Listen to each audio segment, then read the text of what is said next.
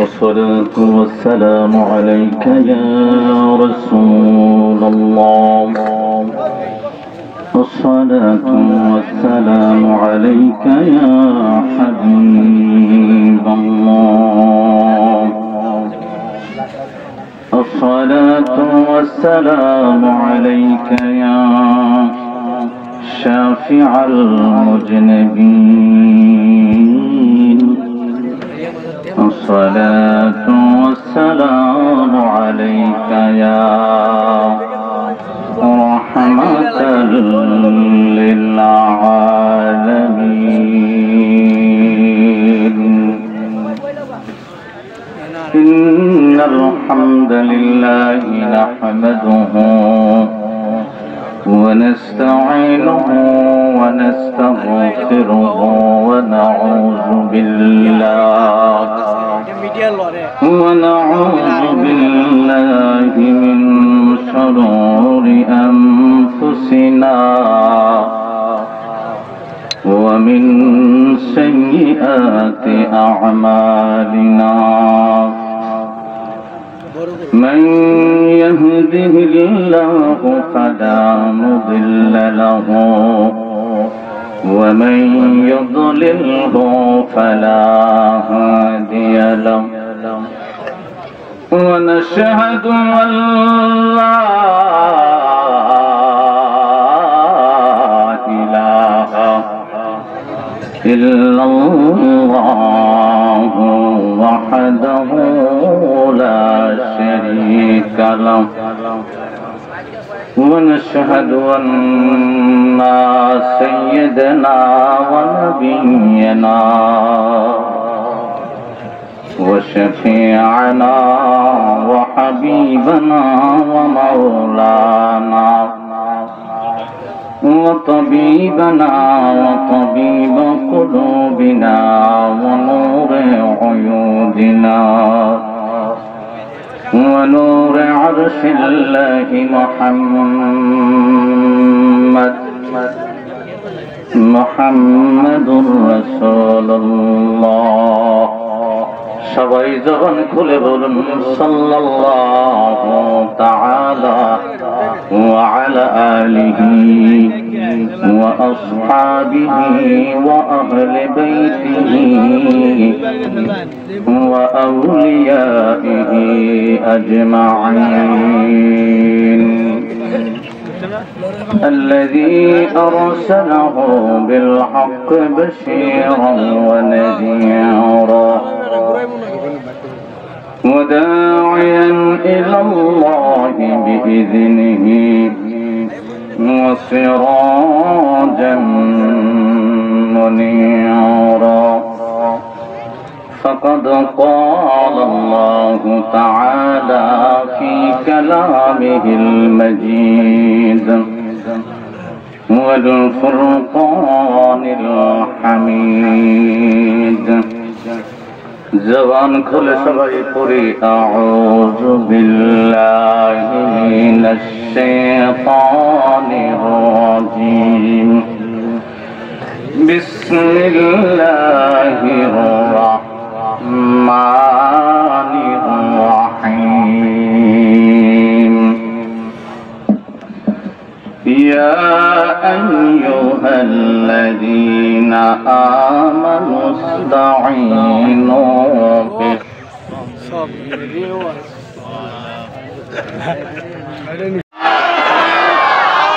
এই আমার নবী কামলিওয়ালা আমাদের জন্য পুরস্কার রেখে গেছেন খুশি না বেজা 4000 সওয়াব কবুল হজের পাইতে চাইলে তারপরও সাইরা করে বাদ দিলাম আমার নবীজির সন্তুষ্টি পাইতে চাইলে মহব্বতে দরুদ পড়তে হবে আল্লাহুম্মা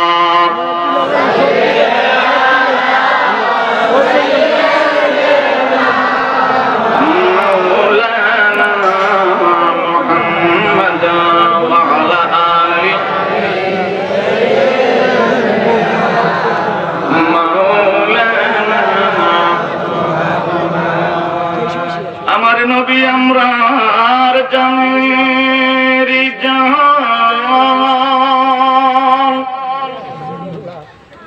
নবী গরিবেরি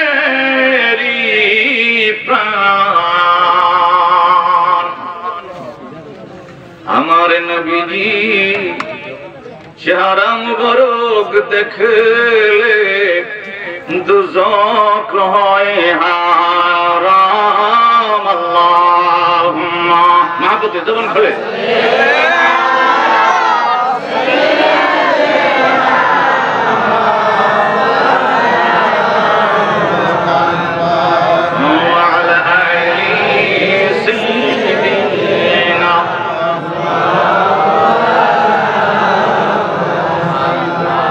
নবী আমার জিন্দা নবী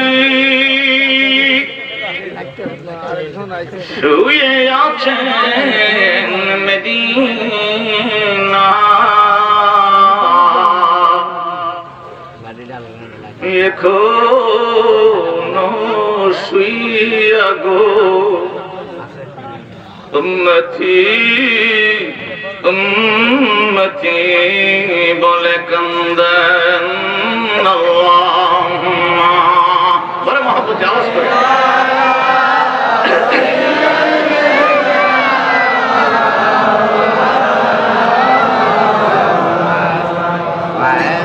وعلى آل سيدنا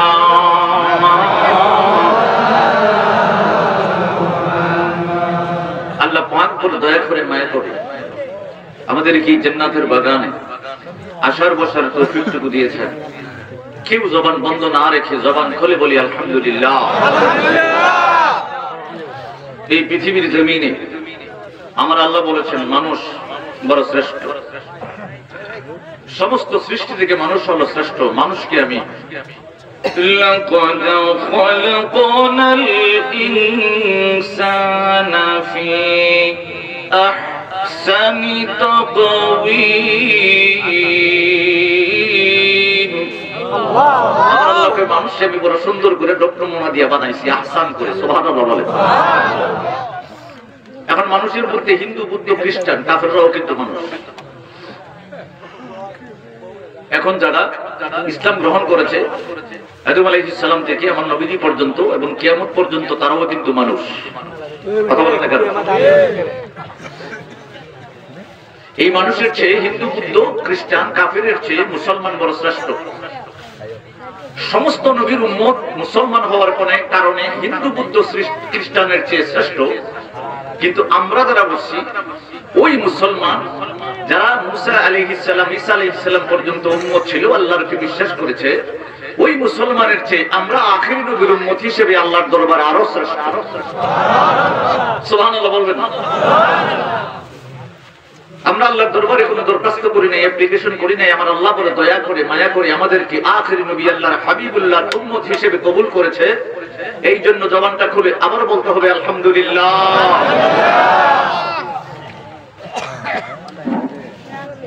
আমার পরে যিনি আসবেন আল্লামা ওলিউল্লাহ শিকি সাহেব, দুইজনের বাবা একসাথে মাহফিল ভিডিও করে আছে। আমার এটা তো দাওয়াত, এটা তো দাওয়াত। কাসিমপুর উনি ওয়াজ করতেছেন, আসতেছে, আর আমি যাবো এটার থেকে হিদায়াত। দুইজন একসাথে এক মাহফিল করে গেছি, বেজাল এখানে সৃষ্টি হয়ে গেছে। আমি চাইছিলাম এখানে এসর নামাজের পরে 1.5 ঘন্টা কথা বলে যাবো, এরকম হইতো না। এই যে ধরছে কাম হইতেছে না, তারপরে আমি আসি না, সিমিল করবো এসেছি, দেখি কোনোভাবে নি কোনো কিছু করণ যায়, হয় না। মানে আপনারা খুশি না বেজার আওয়াতে আরেকজন কেন্দ্রে বলে যাওয়ার লোক উনি আসতেছে, উনি কাশিমপুর ওয়াজ করতেছে, আমি যাবো, উনি আয় করবো, আমি থাকতে থাকতে আয় করবো। আজকের মাহফিলের সুসম্মানিত সভাপতি আপনাদের আতুকুর আলম বাহাদি কবরবাসীর স্মরণে ওই যুবকদের উদ্যোগে আজিমুস শান পঞ্চবার্ষিক ঐতিহাসিক সুন্নি মহাসম্মেলনের সুসম্মানিত সভাপতি আপনাদের আতুকুরা গ্রামের রমক সূর্য। কারণ আলেমদেরকে আমার রসুল বলেছেন সূর্য। সুবহানাল্লাহ বলবেন। যেখানে আলেম থাকে এখানে অন্ধকার থাকে, আলো। ও আলোতে কি সূর্য বলা হয়েছে, এটা একটা বিশ্লেষণ আছে। আপনারা বলতে পারেন আবার মানুষ আবার সূর্য হইতে পারে। সুসম্মানিত সভাপতি হযরতুল আল্লামা মাওলানা কারি তাজুল ইসলাম সাহেব মুদ্দাজিল্লাহুল আলী, আমার পরে যিনি আসতেছেন অত্যন্ত ললিত কণ্ঠ আমার আল্লাহ ওনাকে দান করেছেন। আন্তর্জাতিক খ্যাতি সম্পন্ন মুফাসসির কোরআন আল-হাজ হযরত মাওলানা হাফেজ ওলিউল্লাহ শিকি সাহেব মুদাজ্জিলাহুল আলী, অসংখ্য উলামায়ে ইকরাম, আপনাদের গ্রামে অনেক আলেম আছে, অনেক হাফিজ সাহেব আছে, সবার নাম যদি না বলি কষ্ট পাইবেন? কষ্ট পাইবেন? এই তো হাফেজ শামসুল ইসলাম সাহেব আছে, আব্দুর রহমান সাহেব আছে, আরো অনেকেই আছেন, এবং পর্দালারের মা বোনেরা আমি সালাম জানিয়েছি, আবারও জানাচ্ছি আসসালামু আলাইকুম ওয়া রাহমাতুল্লাহি ওয়া বারাকাতুহু। আমি আপনাদের সামনে কোরআনের আয়াত থেকে ছোট্ট করে একটা আয়াত তেলাওয়াত করেছি, ইয়া আইয়ুহাল্লাযীনা আমানু ইসতাঈনু বিস-সাবরি ওয়াস-সালাহ।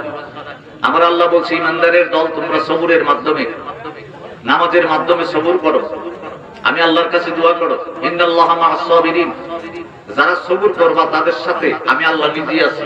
সুবহানাল্লাহ বলেন। আল্লাহ যদি নিজে সবরকারীদের সাথে থাকে আর কারো বন্ধুত্ব দরকার আছে? কথা বলে না দরকার আছে? আর কারো সাহায্য দরকার আছে? এই আয়াতের তাফসীরে কুরতুবী আবু আব্দুল্লাহ কুরতুবী রাহমাতুল্লাহি আলাইহি একটা তাফসীর লিখেছেন, তাফসীরে কুরতুবী। ওনার বাড়ি ছিল স্পেনে।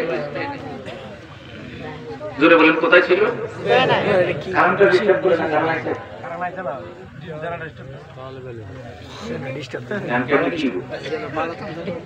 এক নম্বর জেনারেটর এলাকা মাইক চলে আমার চেহারা না দেখলে বাস না বলা তো এক নম্বর জেনারেটর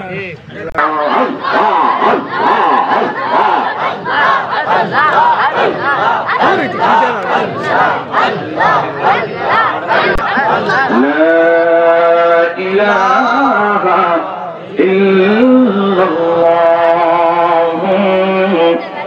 মুহাম্মাদুর রাসূলুল্লাহ সাল্লাল্লাহু আলাইহি ওয়াসাল্লাম। আপনারা যারা দাঁড়িয়ে আছেন বসে পড়ুন, আর একটু আগে আগে বসেন, বলবো ইনশাআল্লাহ। আগে আগে বসেন, যারা দাঁড়িয়ে আছেন বসে পড়ুন। এই জায়গা ভগবানের কোথায় বসে থাকতো?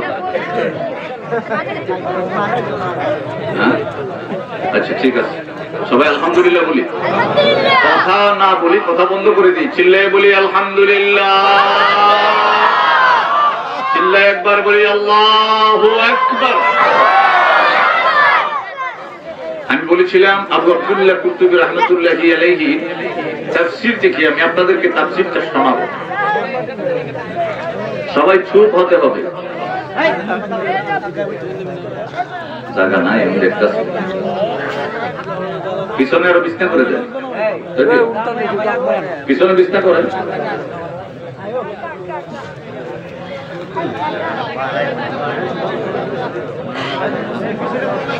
হ্যাঁ পিছনে পিছনে জায়গা করে দেন।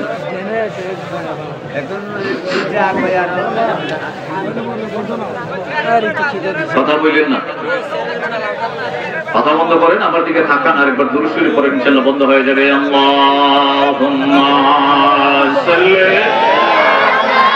সবাই যেমন খুলে মাওলানা মুহাম্মদ ওয়া আলা আলি সাইয়্যিদিনা,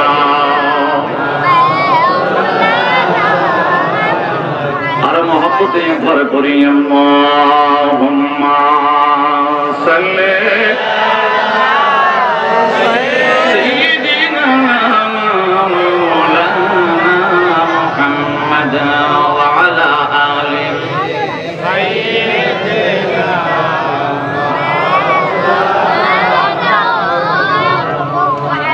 আমার বাবারা শুনে, আমি যে আয়াতটা তেলাওয়াত করেছি তার তাফসীরটা পড়ার আগে একবার বলি, আমার নবীজির কলিজার টুকরা হলো ইমাম হুসাইন রাদিয়াল্লাহু তাআলা, ঠিক কিনা বলেন?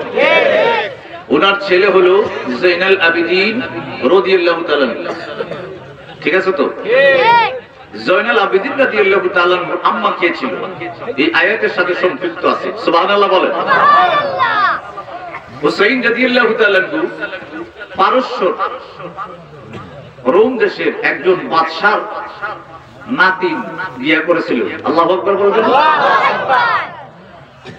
এই আয়াতটা হলো ইয়া আইয়ুহাল্লাযীনা আমানু ইসতাঈনু বিস-সাবরি ওয়াস-সালাহ ইন্নাল্লাহা মা'আস-সাবিরিন। আপনারা গভীর মনোযোগ আছে? হুসাইন রাদিয়াল্লাহু তাআলা যাকে প্রথম বিয়ে করেছেন তিনি হলো পারস্য সুন্দরী। সুবহানাল্লাহ বলেন। ওনার ওয়াইফ, ওনার স্ত্রীর ব্যাপারে সুবহানাল্লাহ বলতে হবে। উনি ছিল খরসু পারভেজের নাতি আব্দুল্লাহ ইবনে কুরতুবী রাহমাতুল্লাহি আলাইহি ওনার তাফসীরে লিখতেছেন, উনি ছিল ওই সময় রোম সম্রাটের ভিতরে, পারস্যের ভিতরে সবচেয়ে সুন্দরী। সুবহানাল্লাহ বলেন। উনি এমন সবর করেছেন, এই যে ইন্নাল্লাহা মা'আস সাবিরিন, এমন সবর করেছেন, উনি আল্লাহর কাছে দোয়া করতে করতে করতে করতে মা ফাতেমা রাদিয়াল্লাহু তাআলা আনহাকে উনি জয় করে নিয়েছেন। আমার নবীজিকে জয় করে নিয়েছেন 16 বছর জেলখানার ভিতর থেকে। সুবহানাল্লাহ বলেন। কত বছর? 16 বছর। হুসাইন রাদিয়াল্লাহু তাআলা নূর স্ত্রী যিনি প্রথম, উনি 16 বছর জেলখানার ভিতরে ছিল, পারস্য জেলের ভিতরে। পারস্য সম্রাট বাদশার নাতিন ছিল, উনি ছিল বিশ্ব সুন্দরী। আমার নবীজিকে উনি 16 বছর কারাগারের ভিতরে বন্দী থাকে, আর নবীজিকে হাসিল করে নিয়েছে ইন্নাল্লাহা মা'আস সাবিরিন দ্বারা। এখন কিভাবে আমি একটু বলবো। তারপরে দেখেন, ইসলাম শুধু গ্রহণ করেছে তা নয়, নবীজিকে হাসিল করছে তা নয়, ইমাম হুসাইনের স্ত্রী পর্যন্ত হয়ে জয়নাল আবেদিন রাদিয়াল্লাহু তাআলা আনহুর আম্মা হয়েছে। ওনার বংশ কিয়ামত পর্যন্ত চলবে। সুবহানাল্লাহ বলবেন না? কেমন দেখেন, এটা হলো ইয়া আইয়ুহাল্লাযীনা আমানু। আমার বন্ধুরা, বন্ধুরে গভীর খেয়াল করেন, মুসিবতের ভিতরে পড়লে কেন ইয়া আইয়ুহাল্লাযীনা আমানু ইসতাঈনু বিস-সাবরি ওয়াস-সালাহ, আমার আল্লাহ কেন কোরআনুল কারীমের ভিতরে ডাক দিয়েছে? পরে কেন বলেছে ইন্নাল্লাহা মা'আস সাবিরিন, যারা পৃথিবীর জমিনে সবর করবে তাদের সাথে আমি আল্লাহ আছি রে। এই আমার বন্ধুরে, পারস্য সম্রাটের খসরু পারভেজের কাছে আমার নবী কামলে ওয়ালা দো জাহান কা বাদশাহ নবী একটা চিঠি পাঠিয়েছেন।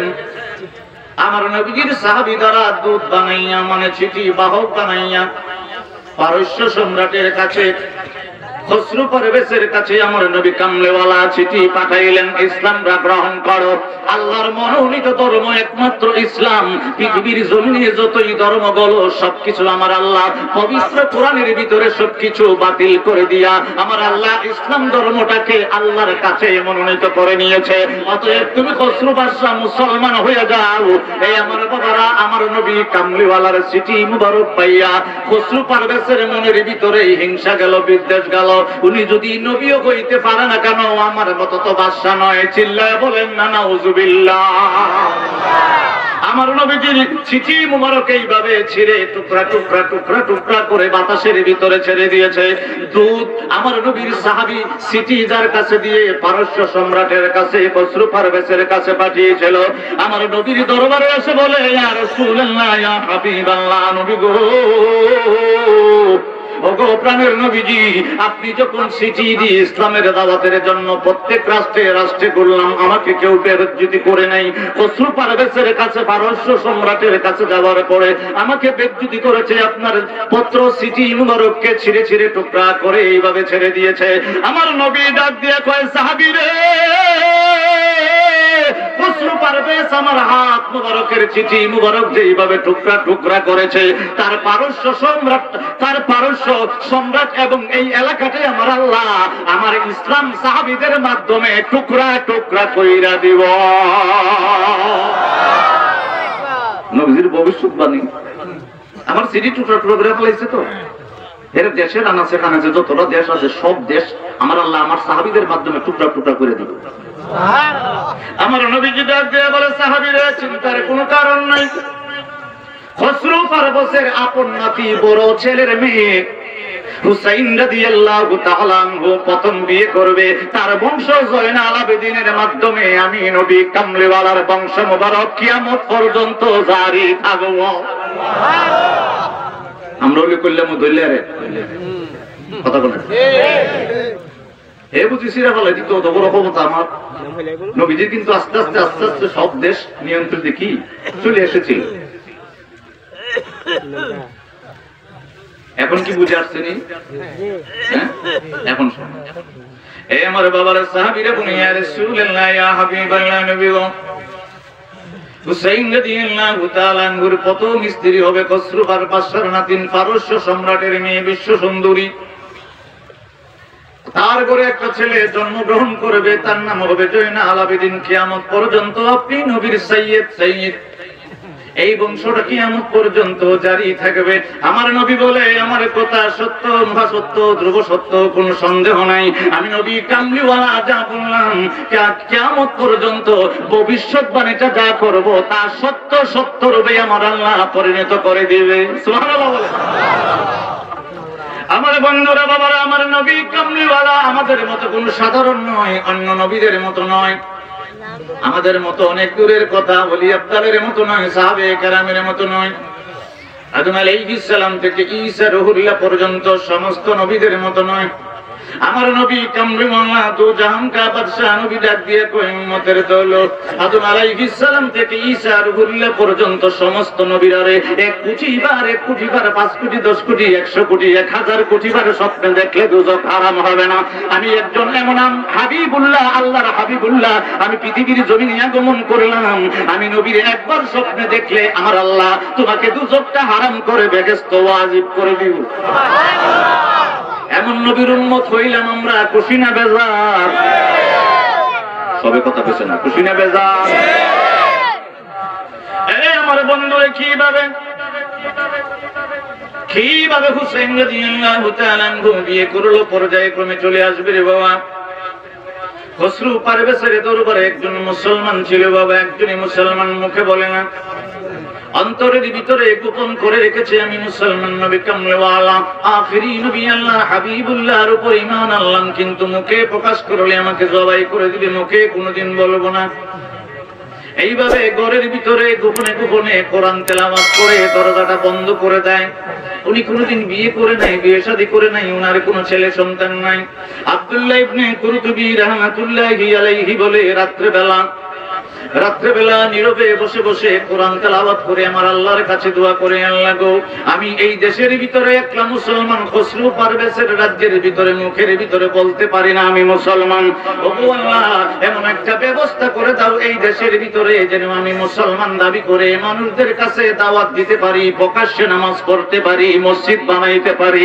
আমার আল্লাহর দরবারে দোয়া করে রে বাবা আসলে বাবা আপনারা আল্লাহর দরবারে মুসিবতে পড়ে দোয়া করবেন প্রথমত কবুল না হতে পারে আরেকদিন করবেন এইভাবে কোনদিন বাবা আল্লাহর দরবারে দোয়াটা বাদ দেবেন না আমার আল্লাহ বলে ইয়া আইয়ুহাল্লাযীনা আমানুস্তাঈনু বিস-সাবরি ওয়াস-সালাহ আমি আল্লাহর দরবারে নামাজের মাধ্যমে তুমি দোয়া করবা বিপদে পড়ে যাও আপদে পড়ে যাও রোগে পড়ে যাও সুখে পড়ে যাও নামাজের মাধ্যমে আমি আল্লাহর দরবারে যখন দোয়াটা করবা এই দোয়াটা যখন ইখলাসের সাথে হয়ে যাবে মহব্বতের সাথে হয়ে যাইবে রে ইন্নাল্লাহা মা'আস সাবিরিন আমি আল্লাহ তোমার বিপদ আপদ বালা মুসিবত রোগ সুখ সবকিছু দূর করে দিয়া তোমার সঙ্গী আমি আল্লাহ নিজেই হইয়া যাইব সুবহানাল্লাহ আর আল্লাহ তো কোন কইলেন কিতাব ওয়াজ করতাম আমার বাবারা ঘরের ভিতরে বসে বসে মনে কোরআন তেলাওয়াত করে বাবা শুনতেছেন আমি যে তত্ত্বটা এখন দিতেছি বিশ্ব সুন্দরী বিয়ে করছিল পারস্য সম্রাটের মেয়ে এটা একটা তত্ত্ব বহুল ঠিক কিনা কর না কেন কষ্ট নিয়ে না একটু বসেন কারণ জ্বালাতন করতেছে হইতেই পারে নাকি কর আয়াত চলছে ইন্নাল্লাহা মা'আস সাবিরিন ধৈর্য ছাড়াও হয় না তারপর আমি কিন্তু একটু রাগ করছি যাতে জানা গরুলা ভালো জায়গা কথা বলে গেলে এই মরে বন্ধুরা বাবারা গভীর খেয়াল করেন উনি ঘরের ভিতরে বসে বসে কোরআন তেলাওয়াত করে রে বাবা ওনার দোয়াটা কেমন কাজে লেগেছিল দেখেন আমার নবীজি পাঠিয়ে পারস্য সম্রাট সমস্তকে গ্রাস করে সমস্ত মুসলমান হয়ে গিয়েছিল উনি ঘরের ভিতরে বসে বসে কোরআন তেলাওয়াত করে একদিন দুই দিন তিন দিন করে করে যখন বাবা রাত্রি বেলা ঘরের ভিতরে গোপনে গোপনে কোরআন তেলাওয়াত করে রে বন্ধু হঠাৎ করে মানুষ তো ঘরের পাশেই দিয়ে আনাগোনা করে যাতায়াত করে একদিন না একদিন তো ধরা খাইতে হবে। ভিতরে বসে বসে কোরআন তেলাওয়াত করে একদিন যখন কোরআন তেলাওয়াতের আওয়াজটা যখন বাবা একটু বড় হয়ে গেল, মানে আওয়াজের চাউন্ডনি যখন একটু বড় হয়ে গেল, কিছু দুষ্কৃতী কাফেররা ঘরের পাশে এসে কান লাগাইয়া শুনে সে কি জানি তেলাওয়াত করে। শুই না বুঝতেছে, এখনো বুঝতে পারে নাই। আস্তে আস্তে বাদশার কাছে, খসরু পারভেজের কাছে সংবাদটা চলে গেল। খসরু পারভেজ বাবা সেনাবাহিনী পাঠিয়ে দিয়েছে। সেনাবাহিনী রাত্রেবেলা গোপনে আস্তে করে তার ঘরের বাহিরে দাঁড়াইয়া শোনে ওই মুসলমান কোরআন তেলাওয়াত করে। কোরআন তেলাওয়াতের আওয়াজটা যখন খসরু পারভেজের সেনাবাহিনীর কানে গেল, নিঃসন্দেহে তারা বুঝে গেল ওই লোকটা রাত্রিবেলা ঘরের ভিতরে বসে বসে কোরআন তেলাওয়াত করে, আর কিছু নয়। আমার বাদশা খসরু পারভেজকে সে মানে না। সে দেখি ইসলাম ধর্মে দীক্ষিত হয়ে মুসলমান হয়ে আছে। সে ঘরের ভিতরে লুকিয়ে লুকিয়ে বসে কোরআন তেলাওয়াত করে। বাদশার দরবারে বাবা এই এলানটা যখন পৌঁছে গেল, নালিশ পৌঁছে গেল, সেনাবাহিনীর দলকে খসরু পারভেজ হুকুম দিল, এই সেনাবাহিনীর দল ওই মুসলটাকে কোরআন শরীফ অবস্থায় আমাকে ধরে নিয়ে আসো। আমি একটু দেখতে চাই ওই কোরআন শরীফের ভিতরে কি আছে।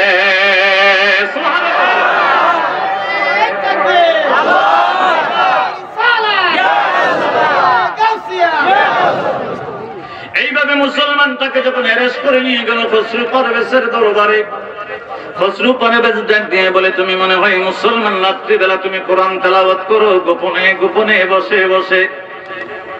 ওই লোকটা কয়ে ধরা খেয়ে গেলাম, যেহেতু বাদশার কাছে মিথ্যা কথা বলবো না। আমার ইমানের বড় দাম, আমার জীবনের চেয়ে আমার ইমানের দামটা আমার কাছে বেশি। আমাকে শুলি দিতে পারো, আমার গলার ভিতরে ছুরি লাগাইতে পারো, ফাঁসি দিতে পারো, জিয়ালখানা দিতে পারো, কোনো সমস্যা নাই। মিথ্যা কথা বলবো না। আমি যেহেতু কোরআনের আলো আমার ভিতরে আছে, ইমানের আলো আমার ভিতরে আছে, আমি মুসলমান হয়ে গেলাম, মিথ্যা কথা বলবো না। এই বাদশা, আমি আসলে মুসলমান, কিন্তু কোনোদিন গোপন করে রাখছি, প্রকাশ করি নাই। খসরু পারভেজ ডাক দিয়া বলে, রাত্রেবেলা কোরআন তেলাওয়াত করো, এই কোরআনের ভিতরে একটু কি আছে আমি একটু জানতাম চাই। তখন বাবা উনি ডাক দিয়ে বলতেছে, কোরআনের একটা আয়াত শুনিয়ে দেয়, আর আমার কাছে কোরআনুল কারীম আছে, আমি তোমারে কোরআন আমি তোমার কাছে খসরু পারভেজ তোমারে দান করে দিব, আর আমি তোমার একটা কোরআনের আয়াত তেলাওয়াত করে শোনাচ্ছি। উনি বলতেছে, বিসমিল্লাহির রাহমানির রাহিম।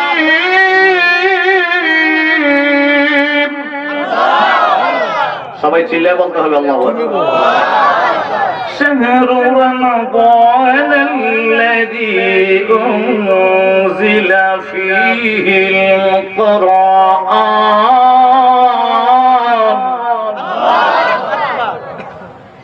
هدى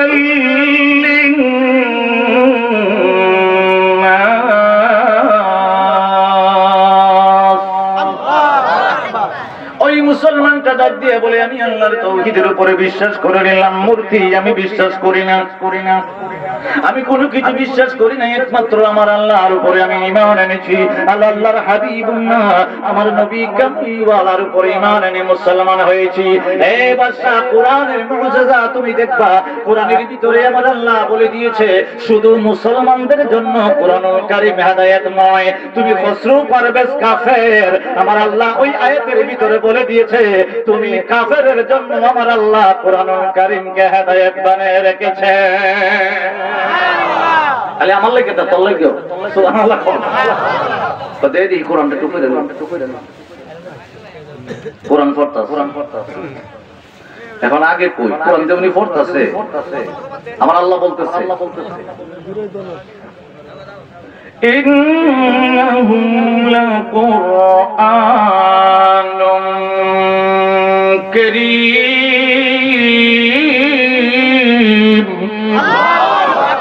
আল্লাহ কই নিশ্চয়ই এটা হলো সম্মানিত কোরআন। সুবহানাল্লাহ বলেন।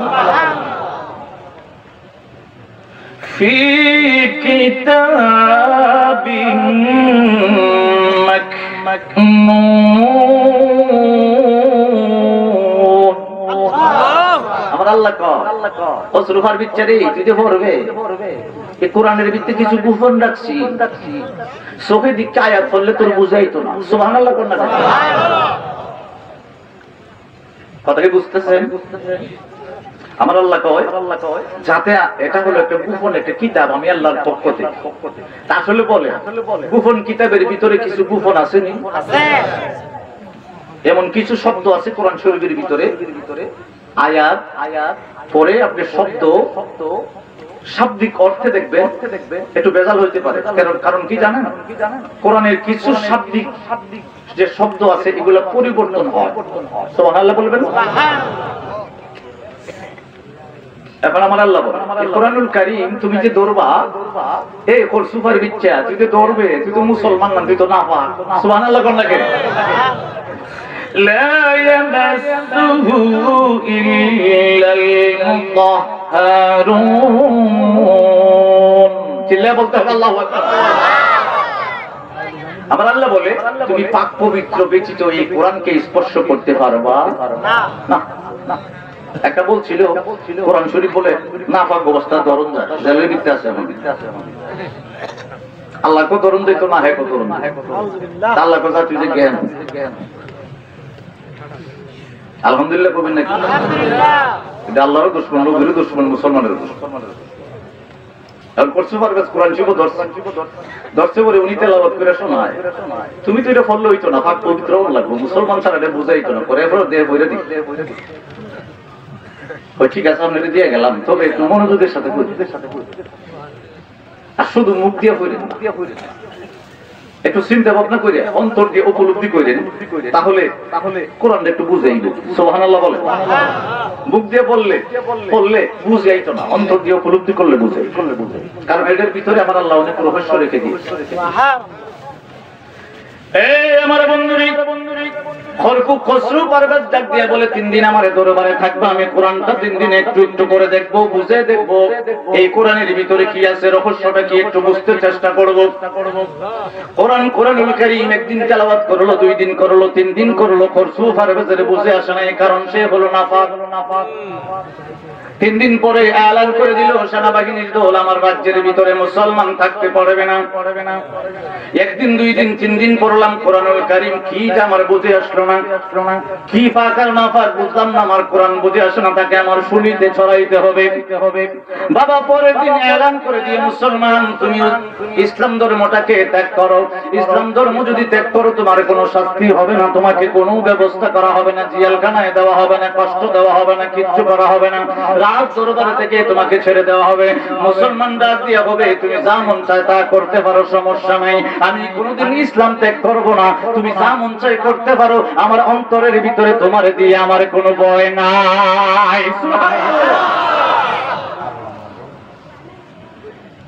মরণ কথা হয় না কি স্মরণ ওরে পাগল মন, মরণ কথা হয় না কি স্মরণ, যেদিন হবে সমন জারি আজরাইলের গ্রেফতারি, সাদা কাফন পরবি মন মতন ওরে বোলা মন।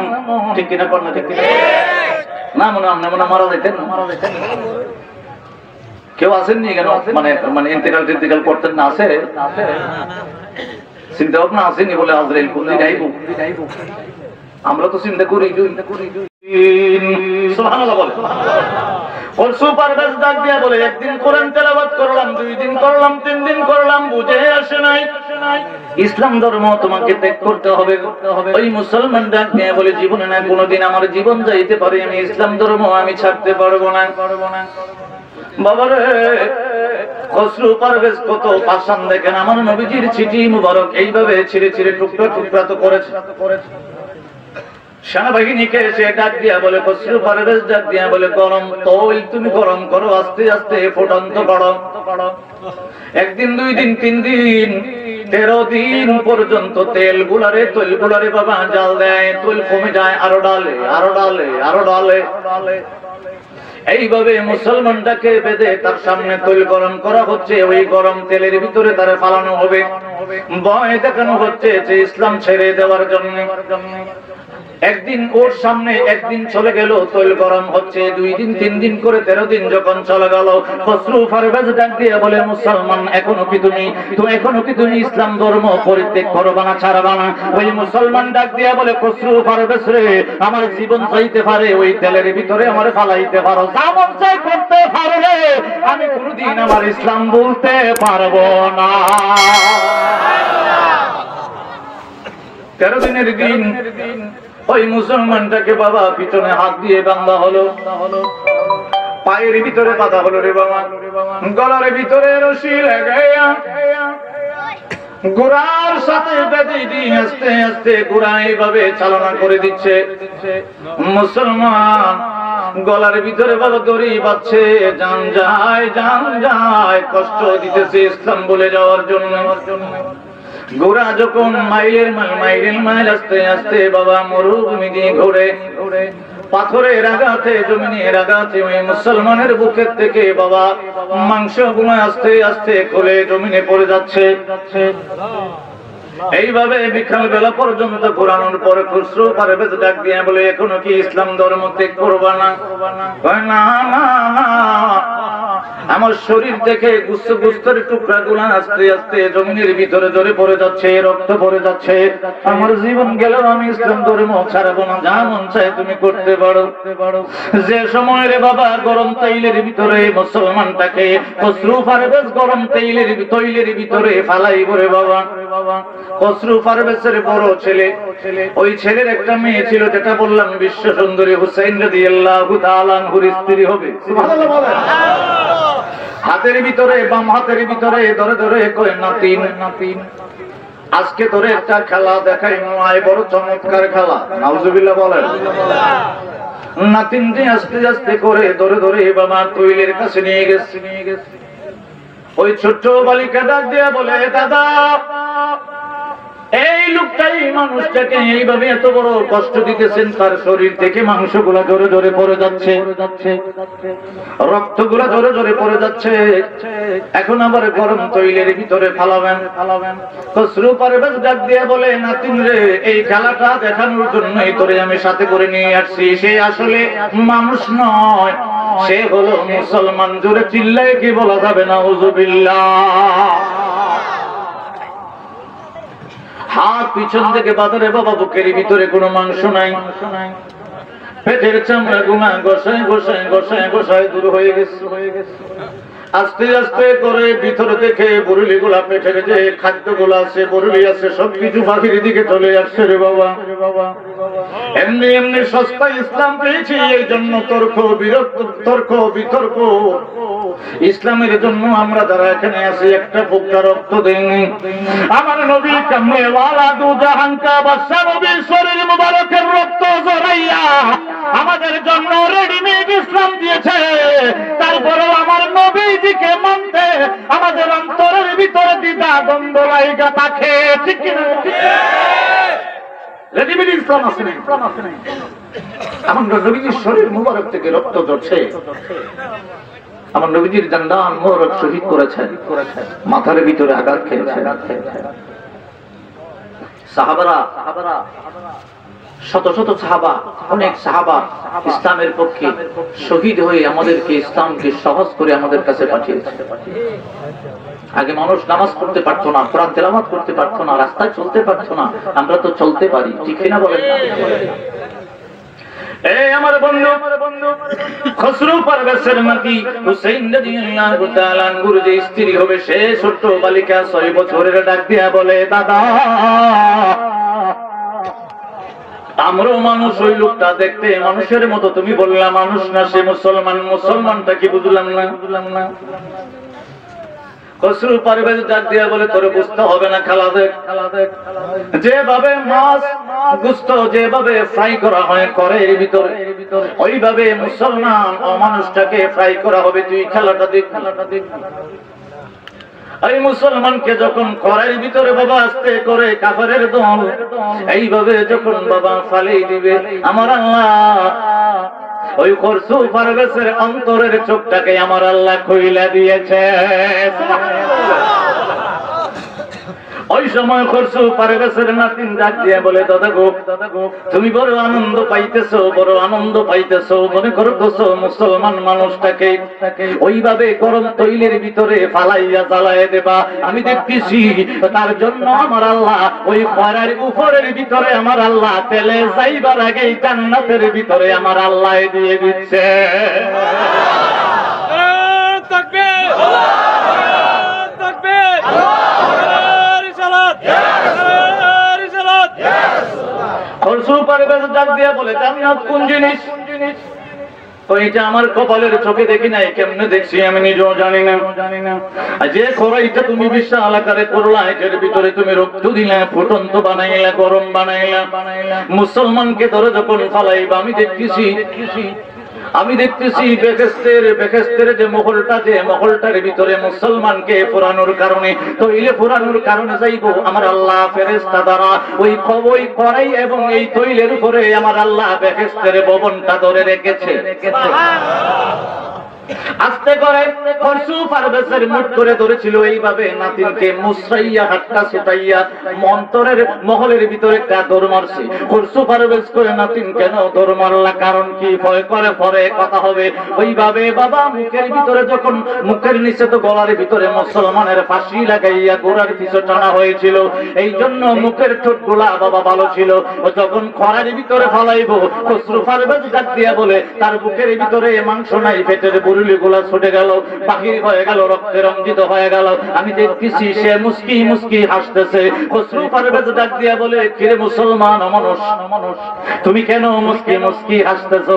ওই মুসলমান ডাক দিয়া বলে, খসরু পারভেজ তুমি মজা পাইলা, মুসলমানকে তুমি অমানুষ বললা। আমার আজকে হইল ঈদের দিন, খুশির দিন, আমার আল্লাহর দিদারের দিন, এই জন্য হাসতেছি, কারণ কিছুক্ষণ পরে আমার আল্লাহর সাথে দিদার হইয়া যাইব। কিন্তু বুঝতে না, আমি আস্তে আস্তে যাইতেছি। খসরু পারভেজ মহলের ভিতরে গেছে, নাতিন তো এইভাবে ছুটটাই দৌড় মাই গেজি গাইতেছে, কি রে ভয় পাইছ? না তাহলে সুইটটা দেয় বসছিলি, খেলাটা কি মজা লাগছিল না? কই তুমি খেলাটা দেখানো একটা ভালো, কি ভালো হয়েছে? ওই যে মুসলমানদের তুমি বলছিলে এটা মানুষ, মানুষ মুসলমান, একটু ওই একটা মুসলমান মারলে আরেকটা তৈরি হয়ে যায়। কিভাবে? আমি মুসলমান হয়ে গেছি, চিল্লায় বলেন না সুবহানাল্লাহ। একটা যে মারলে আরেকটা আসলে হয়ে গেছে। 6 বছর ধরে বলেন, কয় বছর? বাচ্চাটার 6 বছর। সত্যি দেখো মুসলমান হইছ, হয়ে গেছে। আল্লাহর জান্নাত একটু দেখা ফেলাইছি। তুমি ফালাইতেছো গরম তেলের ভিতরে, আর আমি দেখতেছি সে যাইতেছে জান্নাতের ভিতরে। জান্নাতটা ধরে রাখছে ঘরের উপরে। এই ইসলামটাই সত্য। সুবহানাল্লাহ।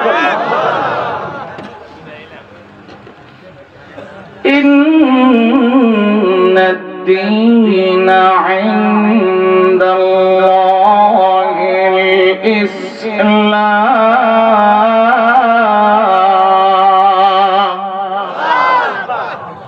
বহুরূপী রং বাজারে মন থাকে না মনের ঘরে, শয়তানের ধোঁকায় পড়ে লাইগা গেল দান্দা। ঠিক না? এ তো শয়তানের ধোঁকায় পড়ে দান্দায় পড়ছে, চোখে আরেক জাত চশমা। এই জন্য আল্লাহর নিয়ামত দেখে না। পৃথিবীর জমিনে যত কিছু আছে, গাছপালা, কীট পতঙ্গ, যা কিছু, আসমান জমিন, চন্দ্র সূর্য, সবকিছু আল্লাহর নিয়ামত। ঠিক না? আল্লাহর জমিনে বাস করে, কিন্তু আল্লাহর নিয়ামতটা কি সে বুঝতেছে না, শয়তানের ধোঁকায় পড়ে। আমরা আতুপুরা আশেপাশে কিছু মানুষ তবে শয়তানের ধোঁকায় পড়ে কিছু আমরা আসেনি, সবে ফোনে করে আসেনি, নাও থাকতো আসেনি। এই জন্য আমি বলি, আমি বলবো কি শুনবে কে ওরে ও বন্দা। বন্দা মানে আটকাইলে এই দুনিয়ায় মায়ায় পরে পইরা গেলি বান্দারে তুই। ঠিক কিনা? বহুরূপী রং বাজারে মন থাকে না মনের ঘরে। মাগরিবের নামাজের সময়, বেশার নামাজের সময় আল্লাহু আকবার করে বলছেন, সুবহানাকা পড়লেন, আলহামদুলিল্লাহি রাব্বিল আলামিন তেলাওয়াত করতেছেন ঠিকই, কিন্তু শয়তানের মনটা নিচে গান্দা কথা কোনা করে নেয় না মনে হয়। এই জন্য আগে ছাড়ো মায়া পুরি কবে দিবে বউ পরি ওরে আমার মনে বেপারি বেলা নাই রে সন্ধ্যা।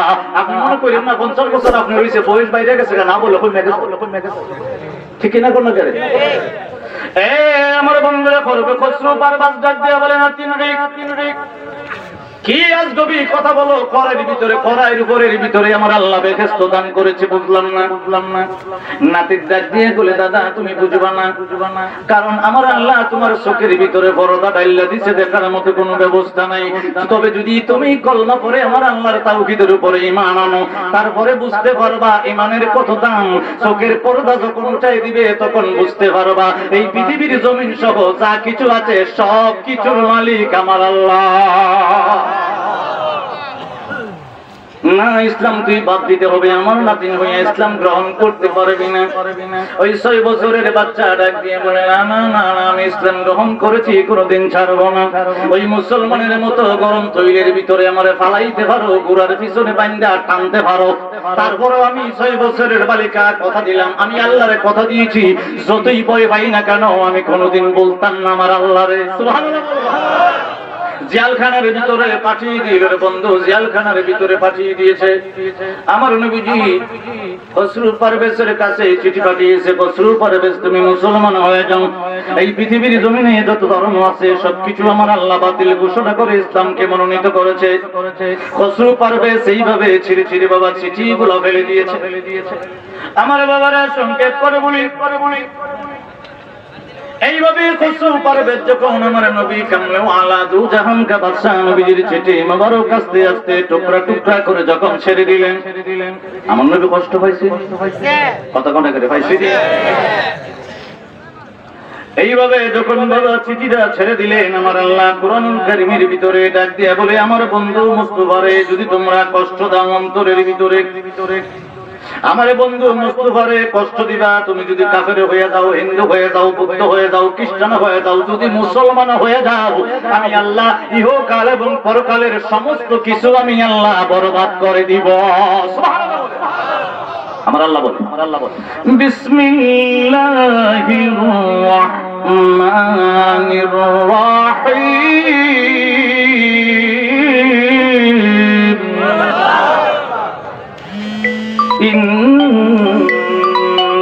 ইন্নাল্লাযীনা ইউযুনাল্লাহ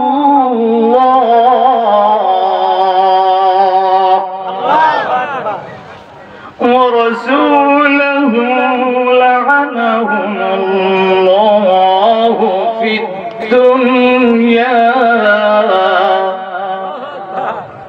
ওয়াল আখিরাতি ওয়া আ'আদ্দা লাহুম আযাবান মুহিনা। সুবহানাল্লাহ বলে আমার আল্লাহ বলে আমার নবীজির কষ্ট দিছো, সিঁড়িটা ফাইরা ফেলা দিছো অহংকার কইরা, আমি তোমার এই পৃথিবীর জমিনে অপমান করে ধ্বংস করে। সুবহানাল্লাহ। দেখ পরিণতিটা তোর কি হয়। এই জন্য বলি বাবা আপনি হজ করছেন, যাকাত দিতেছে, মুফতি হইছেন, মুহাদ্দিস হইছেন, আলেম বড় আলেম হইছেন, কিন্তু আমার নবীজির ব্যাপারে অন্তরের ভিতরে কিছু দ্বিধাদ্বন্দ্ব আছে। আমার আল্লাহ কয় তোর আমল সব বরবাদ, সব বরবাদ। তোর হজ গেছে, যাকাত গেছে, নামাজ গেছে, রোজা গেছে, মুফতিগিরি গেছে, মুহাদ্দিসগিরি গেছে, মাওলানাগিরি গেছে, কপালের যে দাগ আছে নামাজ পড়ে সব গেছে। আমি আল্লাহ শুধু এরকম করতাম না, তোরে পৃথিবীর জমিনে অপমান করুম, তারপরে আমি আল্লাহ জাহান্নামের ভিতরে তোরা ঢেলে দেব। নাউযুবিল্লাহ। সুতরাং আমি নবীর বিরুদ্ধে কথা বলতে বড় সাবধান, সতর্ক। কারণ যেখানে হল ঈমান এখানে চিন্তা ভাবনা করতে সমস্যা ঠিক না কর না কেন? আমরা তো ভোট করে একজন হুজুর আরেকজন হুজুরে গালি মারি, আসলে তো একজন হুজুর আরেকজনকে গালি দিই না। আমার নবীরে ব্যাপারে যখন তোর হয়ে থাকা একটা গালি মারি আর গালি থাকা নবীজির কাছে ঠিক না কর না কেন?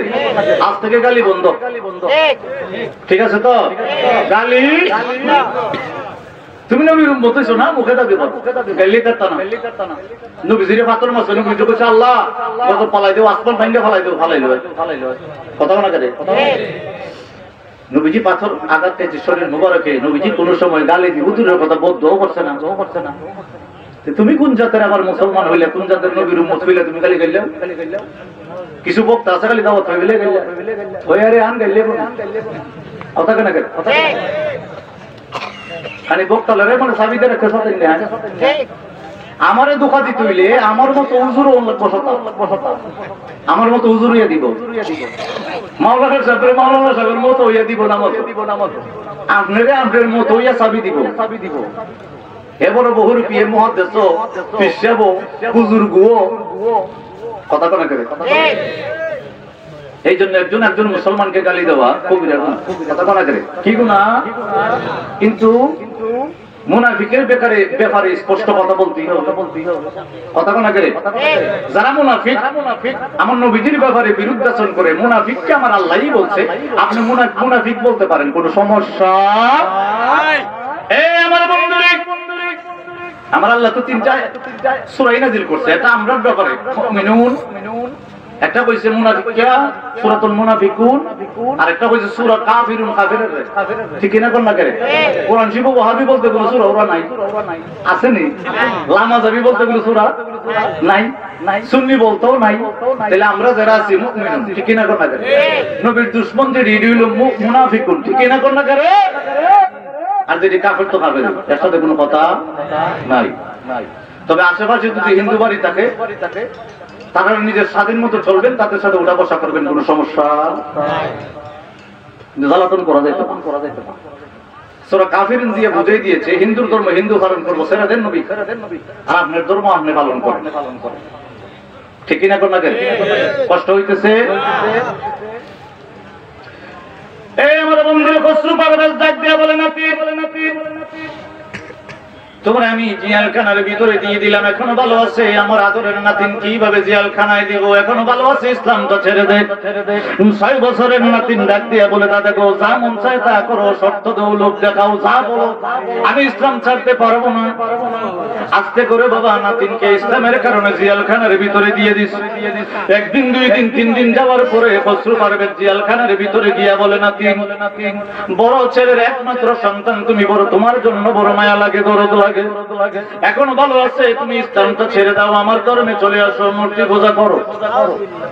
ওই নাতিন ডাক দিয়া বলে দাদা জিয়ালখানার ভিতরে দিলা, তারপরে যা মন চায় তা করো, সমস্যা নাই, কোনদিন ইসলাম ধর্ম গ্রহণ করেছি আর কোনদিন ছাড়ব না। খসরু পারভেজ নির্দয়ের মতো ডাক দিয়া বলে সেনাবাহিনীর দল, আমার নাতিদের পিঠের ভিতরে সকালবেলায় 100 বেতের আঘাত লাগাই দিবা, সন্ধ্যাবেলা 100 বেতের আঘাত করবা, যতদিন পর্যন্ত ইসলাম না ছাড়ে পিঠের ভিতরে সকাল বিকাল 200 বেতের আঘাত করতেই থাকবা। বাবারে ছোট্ট একটা বালিকা বাবা, মাত্র 6 বছরের একটা বাড়ি সহ্য করার মতো তার পিঠে কোনো ক্ষমতা নাই। এইভাবে সকালবেলা একটা দুইটা নয় 100 বাড়ি লাগা যায়, বিকাল বেলা তার পিঠের ভিতরে 100 বাড়ি লাগা যায়। ওই ছোট্ট বালিকা জিয়ালখানার ভিতরে বসে বসে আমার আল্লাহর দরবারে কান্দে, আল্লাহ গো, এই তোমাকে মেনে নিলাম, তুমি তো আল্লাহ, পৃথিবীর যা কিছু আছে তোমার, আমিও তোমার, আমার দাদাও তোমার, জিয়ালখানা তোমার, সর্বকিছু তোমার। ওগো আল্লাহ, আমি চাই না আমার বেতের আঘাতটা সকাল বেলা বিকাল বেলা 100 করে 200 আঘাত আমার পিঠের ভিতরে লাগায় দে, কই না যাব। এই কষ্টে তুমি আল্লাহর দরবারে দোয়া করি না, একটাই দোয়া করি, আমি ছোট্ট 6 বছরের বালিকা আল্লাহর দরবারে, ওগো আল্লাহ তোমার দরবারে দোয়া করি, যতই আমার পিঠের ভিতরে 100-200 বেতের আঘাত করুক না কেন, এমন একটা ধৈর্য দান করবা, এমন একটা সবুর দান করবা, জানো জীবনে যতদিন তুমি আল্লাহ আমারে বাঁচায় রাখবা, ততদিন যেন আমি ঈমান অবস্থায় থাকতে পারি। এই আমার বন্ধুরা 1 বছর যায়, 2 বছর যায়, 3 বছর যায়, 4 বছর যায়, 5 বছর যায়, এখন বাবা হয়ে গেল 11 বছর। ওই বাচ্চাটার 11 বছর হয়ে গেল, প্রতিদিন রাতে বেলা আমার আল্লাহর দরবারে কান্দে কান্দে কান্দে, ওগো আল্লাহ আমাকে ধৈর্য ধরার তৌফিকটা দান করে দিও, আমি যেন ইসলামে কায়েম থাকতে পারি আমার জীবনের শেষ নিঃশ্বাস পর্যন্ত, এই ব্যবস্থাটা তোমার সাহায্যে তুমি আল্লাহ কইরা দিও। যখন বাবা 5 বছর জিয়ালখানার ভিতরে হয়ে গেল, বাবা খসরু পারভেজ তার আব্বার সাথে সাথে দেখা করাইতে দেয় না, তার মার সাথে দেখা করাইতে দেয় না, আত্মীয় স্বজনকে সাথে দেখা করাইতে দেয় না। একটাই মাত্র বিদ্বেষ, এটা হলো ইসলামের বিদ্বেষ। এইভাবে 5টা বছর বাবা যখন চলে যায়, আল্লাহর দরবারে কান্দাকাটি করে যখন রাতে বেলা ঘুমাইছে, আমার আল্লাহ খাতুনে জান্নাত মা ফাতেমাকে স্বপ্নে পাঠিয়ে দিয়েছে।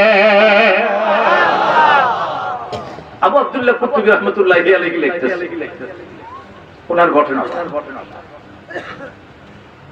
মা ফাতেমা ডাক দিয়ে বলে, এ খসরু পারভেজের নাতিন, ইসলামের ভিতরে এমন কি মজা পাইলা, স্বাদ পাইলা, আনন্দের চিত্তে সকালবেলা 100 বাড়ি, বিকালবেলা 100 বাড়ি পিঠের ভিতরে নিতেছো, তোমার কোনো কষ্ট লাগে না?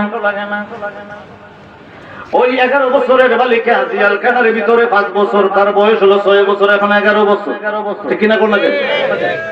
ওই বালিকা ডাক দিয়ে বলে, মা পারস্য এই দেশের ভিতরে, রোম সম্রাটের ভিতরে, এরিয়ার ভিতরে আপনার মতো নূরানি চেহারা কোনোদিন দেখলাম না রে মা। এ মা, আপনি কে আমার স্বপ্নের ভিতরে হাজির হলেন? 5 বছর যাবত জিয়ালখানার ভিতরে কোনোদিন স্বপ্নে দেখলাম না। 5 বছরের ভিতরে মা কোনোদিন আমার জিয়ালখানায় দেখতে আসে নাই, আব্বা আসে নাই, ভাই বোন কেউই আসে নাই। মা, স্বপ্নের ভিতরে 5 বছর পরে রাত্রিবেলা আপনি আসলেন, আপনি কে? আপনার পরিচয়টা একটু জানতে চাই। মা ফাতেমা ডাক দিয়া বলে, মেয়ে, আমি আর জান্নাতে থাকতে পারলাম না, তোমাকে সান্ত্বনা দিবার জন্য, দোয়া করাই দিবার জন্য আমার আল্লাহ আমি মা ফাতেমারে জান্নাত থেকে তোমার স্বপ্নের ভিতরে পাঠিয়ে দিয়েছে। যদি পাঠিয়ে দিয়ে থাকে আপনি আমার একটা কথা দিয়ে যান, সুবহানাল্লাহ। কি কথা? আমি তো আমার আল্লাহর উপরে ঈমান আনছি, আল্লাহর একটু দেখুন। সুবহানাল্লাহ জোরে করে দিল। মা ফাতেমা কয়, আর কয় যে নবীজির উপরে লা ইলাহা ইল্লাল্লাহর পরে মুহাম্মাদুর রাসূলুল্লাহ, আমার নবীজির উপরে যে ঈমান আনলাম, নবীজির একটু দেখাই দাও। সুবহানাল্লাহ। সকালে 100 বারি, বিকালে 100 বারি, 5 বছর যাবত চলতেছে, আমার কোনো টেনশন। মা ফাতেমা আস্তে আস্তে করে স্বপ্নের ভিতরে, মাথার ভিতরে হাত বুলিয়ে দিচ্ছে আর বলতেছে, মারে আমার আল্লাহ এমন একটা ঈমানের আলো তোমার অন্তরের ভিতরে দিয়েছে, 5 বছর যাবত সকালে বিকালে 200 বারি খাইতেছো পিঠের ভিতরে, তারপরে ইসলাম ছাড়ো না। আমার তো জীবনে আমি কোনোদিন শুনি নাই এই 6 বছরের মেয়ে এমন ভাবে ইসলাম আঁকড়ায় ধরতে হয়। মা ফাতেমা ডাক দিয়ে বলে, বালিকারে, মেয়ে, এমন একটা ব্যবস্থা আমার আল্লাহ করে দিয়েছে, উলাইকা হুমুল মুমিনুনা হাক্কা। আমার আল্লাহ বলে, সত্যিকারের মুমিন যারা হয়ে যাবে, ঈমানদার হয়ে যাবে, আমার আল্লাহর দরবারে 3টা পুরস্কার। 1 নাম্বার, লাহুম দারাজাতুন ইনদা রাব্বিহিম। 1 নাম্বার পুরস্কারটা হলো, আমি আল্লাহর দরবারের তরফ থেকে তোমারে আমি মর্যাদা বাড়িয়ে দিব, দরজা বুলন্দ করে দিব। তাফসীরের ভিতরে বাবা, তাফসীরে কুরতুবী আবু আব্দুল্লাহ রাহমাতুল্লাহি আলাইহি উনি লিখতেছে, লাহুম দারাজাতুন ইনদা রাব্বিহিম, তাফসীরের ভিতরে উনি লেখে উচ্চ মর্যাদা আমার আল্লাহ এটাই দিবে, আমার আল্লাহ পাকের স্বয়ং দিদার মোবারক। 2 নম্বর পুরস্কার, মাগফিরাত। উলাইকা হুমুল মুমিনুনা হাক্কা, সত্যিকারের মুমিন হলে আমার আল্লাহ বলে, ওয়া মাগফিরা, আমি মাফ করে দিব। 3 নম্বরে আমার আল্লাহ বলে, ওয়া রিজকুন কারীম। আমার আল্লাহকে বন্দারে করে করে মাফ করে খবরে ফাড়াই দিব, ওয়া রিজকুন কারীম, কইবরে খাইবার লাগি কিছু দিব। সুবহানাল্লাহ। খাওন আছে নি? আমরা দেখব সাকত খবর খাওন আছে। অনেকে বলে ওলিরা জিন্দা না, অনেকে বলে নবীজিও কি কথা কতিব। আমি বলি কাফেরও জিন্দা। আচ্ছা দিয়েছেন নাকি? কাফেরও কি খবরে? কবরে যে বাবা আল্লাহ যে সাজ দিব কাফিরারে, কি মাটির সাথে মিশাইয়া না জিন্দা করিয়া। আরে বেকুবের গোষ্ঠী, তোমরা কি তা বলছো আবার বুঝি কাফেরও জিন্দা। খবর জায়গায় বিষয় কাফেরও হয় পরে মুসলমানও যায় এরপরে ওলি আব্দুল গাউস কুতুব হইয়া সাহাবী হইয়া নবীর কাছে যাইব ঠিক কিনা কোন না কাফের জিন্দা তো ও আপনি মনে করছেন আতপুরের জমিনে কবরস্থানের ভিতরে আপনি মনে হয় এই আপনার এই দাদারে দিয়ে দিচ্ছেন 2 বছর পরে আরেকজন দেওয়ান যায় এটা মনে করছেন এটা শরীয়তের বিধান যদি 2 বছর পরে আরেকজন না দেওয়া যাইতো তাহলে এইদিকে মানে জমি টিমের কিছু থাকলো না সব কবরস্থান হইল ঠিক দূরে নাচতে বুঝবেন এই আতপুরা বা শিবিলগড় বা এই ফান্দাক পর্যন্ত সব কবরস্থান হইল আল্লাহ বুঝি বালা করছে দলিল বুঝি যাইছেন নাহলে দান করুন লাগলো না ঠিক কিনা একজনের খবর আরেকজনের দেওয়া আল্লাহর শরীয়তের বিধান হলো কবরে রাখলে আমার আল্লাহ দেখেন আমরা তো মরেন না আমরা তো তেলাওয়াত করি কুল্লু নাফসিন যায়িকা আমার আল্লাহ কয় সমস্ত মানুষ মৃত্যুর স্বাদ গ্রহণ করবে টেস্ট সুবহানাল্লাহ কইতে কি গ্রহণ স্বাদ বলতে কি মিষ্টি খাইছেন মিষ্টি খাইতেছেন তো কিন্তু বলে মুখটা মিষ্টি খেয়েছে একটু ফান্টন দেয় ঠিক কিনা কর না গেলে আচ্ছা কোনটা মিষ্টিটা খাইলে মনে করেন 1-2 মিনিট মনে একটু মিষ্টি মিষ্টি লাগে না ওই মৃত্যুর স্বাদ মিষ্টির স্বাদ যেরকম 2-3 মিনিট থাকে আপনি মরবেন কিছু সময়ের জন্য স্বাদ গ্রহণ করবেন মরতেন না কতটুকু সময় আপনার ইন্তেকালের পরে আপনার গোসল করানি পর্যন্ত কাফন করানি পর্যন্ত জানাজা করানো পর্যন্ত কবরে রাইকা 40 কদম আসা পর্যন্ত তারপরে আবার রোমান ফেরেশতা আপনার কবরে জিন্দা করে দিবেন সুবহানাল্লাহ। আমরা বললাম ভুল একটা জামেলার মধ্যে আছি আমি বলি কাফেরও কি কবরে সন্দেহ আছে নাকি মানে অসংখ্য কোরআনের আয়াত আল্লাহ কবরে শাস্তি দিবে মরণের পরে কিয়ামত পর্যন্ত ঠিক কিনা বলেন তাতে কোনো সন্দেহ আছে এই জন্য চিন্তা ভাবনা মানে পরে বলবেন আমার নবীজির কথা বলতে বলো চিন্তা ভাবনা কারণ রুমন ফেরেশতা আপনাকে বসাই দিবে ফট করে রুহটা ফিরত দিয়ে দিবে দিয়ে বসাই দিবে কবরে আপনি কতক্ষণ ছিলেন মৃত্যুর স্বাদ গ্রহণ করছেন ততটুকু আপনাকে কবর দেওয়া পর্যন্ত ইন্তেকাল থেকে এতটুকু সময় গ্রহণ করছেন ছেলে বলেন তো দেখি আল্লাহু আকবার সবাই জোরে বলতে হবে আল্লাহু আকবার কারণ কবরে গিয়ে আপনি চিন্তা হয়ে যাবেন এখন শোন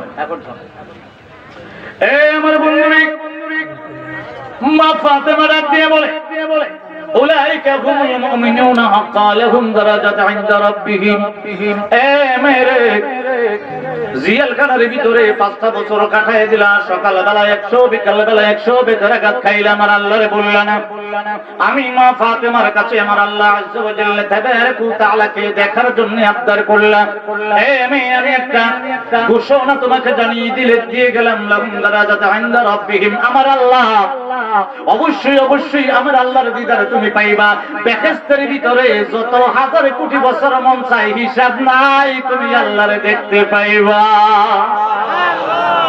আমরাও দেখো সুবহানাল্লাহ করনা আল্লাহর সাথে ডাইরেক্ট কত ডাইরেক্ট কোন আল্লাহ একটা সুমা দিতাম চাই সুবহানাল্লাহ কইতেন না আল্লাহ তোমার আন্দাজে দরকার চাই এই লাহুন্দার যত ইনদার বিহিমের তাফসীরটা দেখেন তাফসীরে মাদারে তাফসীরে কুরতুবী আমার আল্লাহ বেহেশতের ভিতরে পাঠাই দিব বেহেশতবাসী কইবো যে হ্যাঁ আল্লাহ এখানে থাকতাম না গুসা করব আল্লাহ কত আইফর দেখাই লম্বা হাদিসটা বাবা বেহেশতের গেইটে একটা সম্মেলন হইব এটাও আমি ছেড়ে দিলাম অত লম্বা করলাম না লাস্টে আমার আল্লাহ কইবো উপর দিকে ডানা লাগাই দিছি সুবহানাল্লাহ কি লাগাই দিছে পাখির মতো ডানা পূর্বার লেগে কোথায় যাবে লেগে আরশে আজিম আল্লাহর সাথে দেখা করার জন্য যখন আরশে আজিম যাবো আমরা সবাই ডাক দিমু যদি আমার নবীজির শাফাআতে আল্লাহর দয়া যাইতে পারি আমরা ডাক দিমু আল্লাহ এইভাবে পাকা পিছন দিকে লাগাইয়া ডাক দিলা আরশে আজিমের ভিতরে চলে আসলাম এখন নূরের পর্দার ভিতরে বসে রইছো কারবারটা কি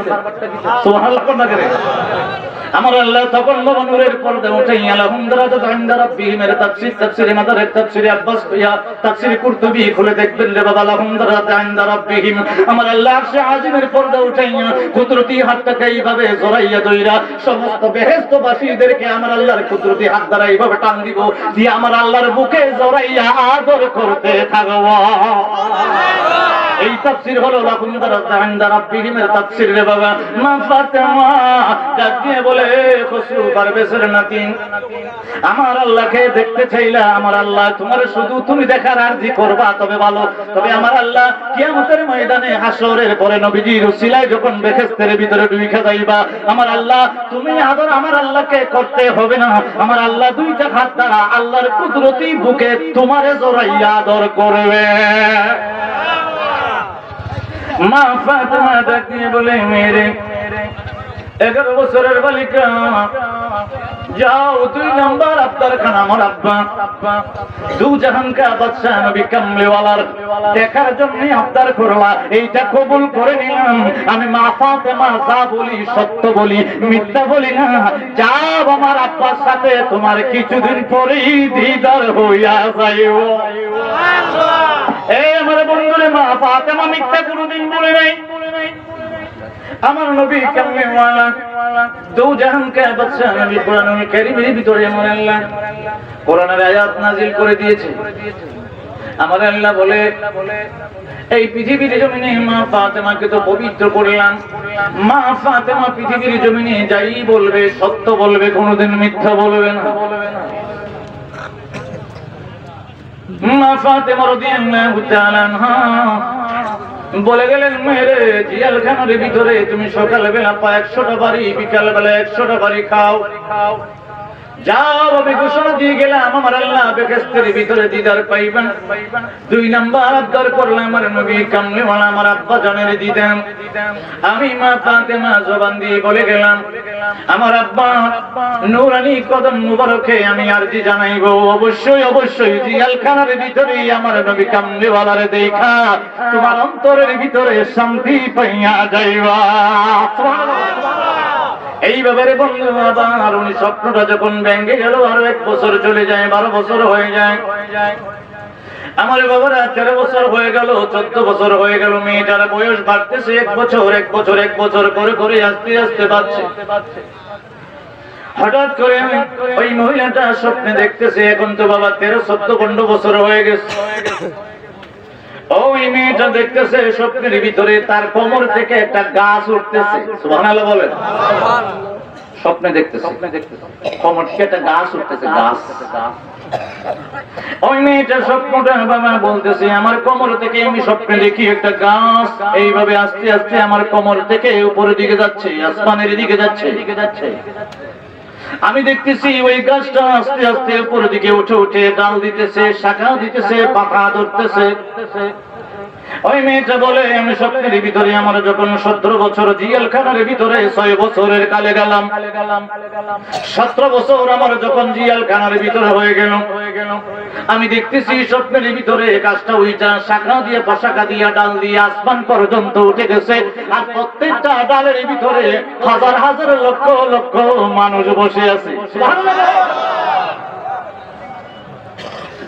হাদিসটাও শোনাই। এইভাবে স্বপ্নটা দেখার পর আমার আল্লাহর দরবারে যখন বাবা স্বপ্ন ভেঙে গেল আমার আল্লাহর দরবারে আবদার করে আল্লাহ গো কি স্বপ্ন দেখলাম বুঝে আসে না। আমার কবর থেকে একটা গাছ আসমানের দিকে উঠতেছে, শাখা দিচ্ছে, ডাল পালা দিচ্ছে, এটার ভিতরে দেখতেছি অনেক মানুষও ডালের ভিতরে আস্তে আস্তে করে এইভাবে ধরে আছে। এই আমার বন্ধুরে নন্দাইনি রাহমাতুল্লাহি আলাইহি বিশ্ববিখ্যাত একটা কিতাব লিখেছেন আল ফিরদাউস বিমাসুরিল কিতাব। এই কিতাবের ভিতরে প্রথম খণ্ড 52 পৃষ্ঠা হাদিস নাম্বার 135 আমার নবী কামলিওয়ালা দু জাহান কা বাদশা নবী নূরানি জবান মুবারক দিয়ে বলেন আর ইবনে আব্বাস রাদিয়াল্লাহু তাআলা আনহুমা আব্দুল্লাহ ইবনে আব্বাস রাদিয়াল্লাহু তাআলা আনহু রওয়ায়াত করে আমার নবী কামলিওয়ালা দু জাহান কা বাদশা নবী নূরানি জবান মুবারক দিয়ে বলে আনা শাজারাতুন আমি হইলাম একটা গাছ মুবারক। সুবহানাল্লাহ বলেন। আমার নবীজি বলে ওয়া ফাতিমা হামলুহা, এই ফাতিমা হইল আমি গাছের ডাল। সুবহানাল্লাহ। আমার নবী বলে ওয়া আলিয়ু লিকাহুহা, আর আমার আলী হইল এই গাছের ফুল। সুবহানাল্লাহ। আমার নবীজি বলে ওয়াল হাসাইনু ওয়াল হুসাইনু সামরুতুহা, আমার নবীজি হলো, আমার নবীজি বলে আমি হইলাম আনা শাজারাতুন গাছ, ফাতিমা হামলুহা, ফাতিমা হইল গাছের ডাল, আলী হইল গাছের ফুল রে। আর আমার হাসান আর হুসাইন হইল ওই গাছের ফল মোবারক। আমরা কোন জিগাইতাম চাই ইয়া রাসূলুল্লাহ, আমরা তো হুসাইন রে বালা পাই, ফাইনি আপনারা কুল লা আসআলুকুম আজরা ইল্লাল মাওয়াদ্দাহ। আমার আল্লাহ কোরআনের আয়াত দিয়ে সাবিত করে দিয়েছে হুসাইনকে ভালোবাসা ফরজ। জোরে জোরে ফরজ দিলে জোরে, আরো জোরে জোরে জোরে জোরে ফরজ। নফলটা পড়লাম, সুন্নাত না, ওয়াজিব না, ফরজ। এখন আল্লাহ, আমরা তো হুসাইনকে ভালোবাসি, দিল থেকে অন্তর থেকে মহব্বত করি, ঠিক না? হুসাইনকে অন্তর থেকে মহব্বত করি, সবে ঠিক কয় না। দেখি হুসাইনকে কারা কারা ভালোবাসে, তো হাত তুলেন দেখি।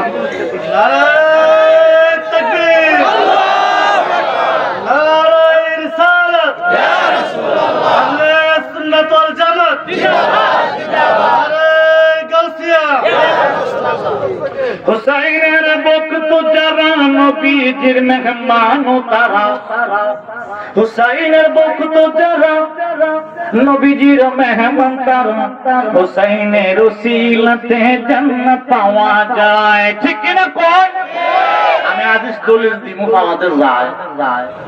সুবহানাল্লাহ কইতে ইয়া রাসূলুল্লাহ ইয়া হাবিবাল্লাহ, আপনার কলিজার টুকরা হুসাইনকে ভালোবাসি, আপনার হাসানকে ভালোবাসি, মা ফাতেমাকে ভালোবাসি, আলীকে ভালোবাসি। আপনি বললেন আপনি নবী আনা শাজারাতুন, আপনি একটা গাছ মোবারক, উদাহরণ দিচ্ছি।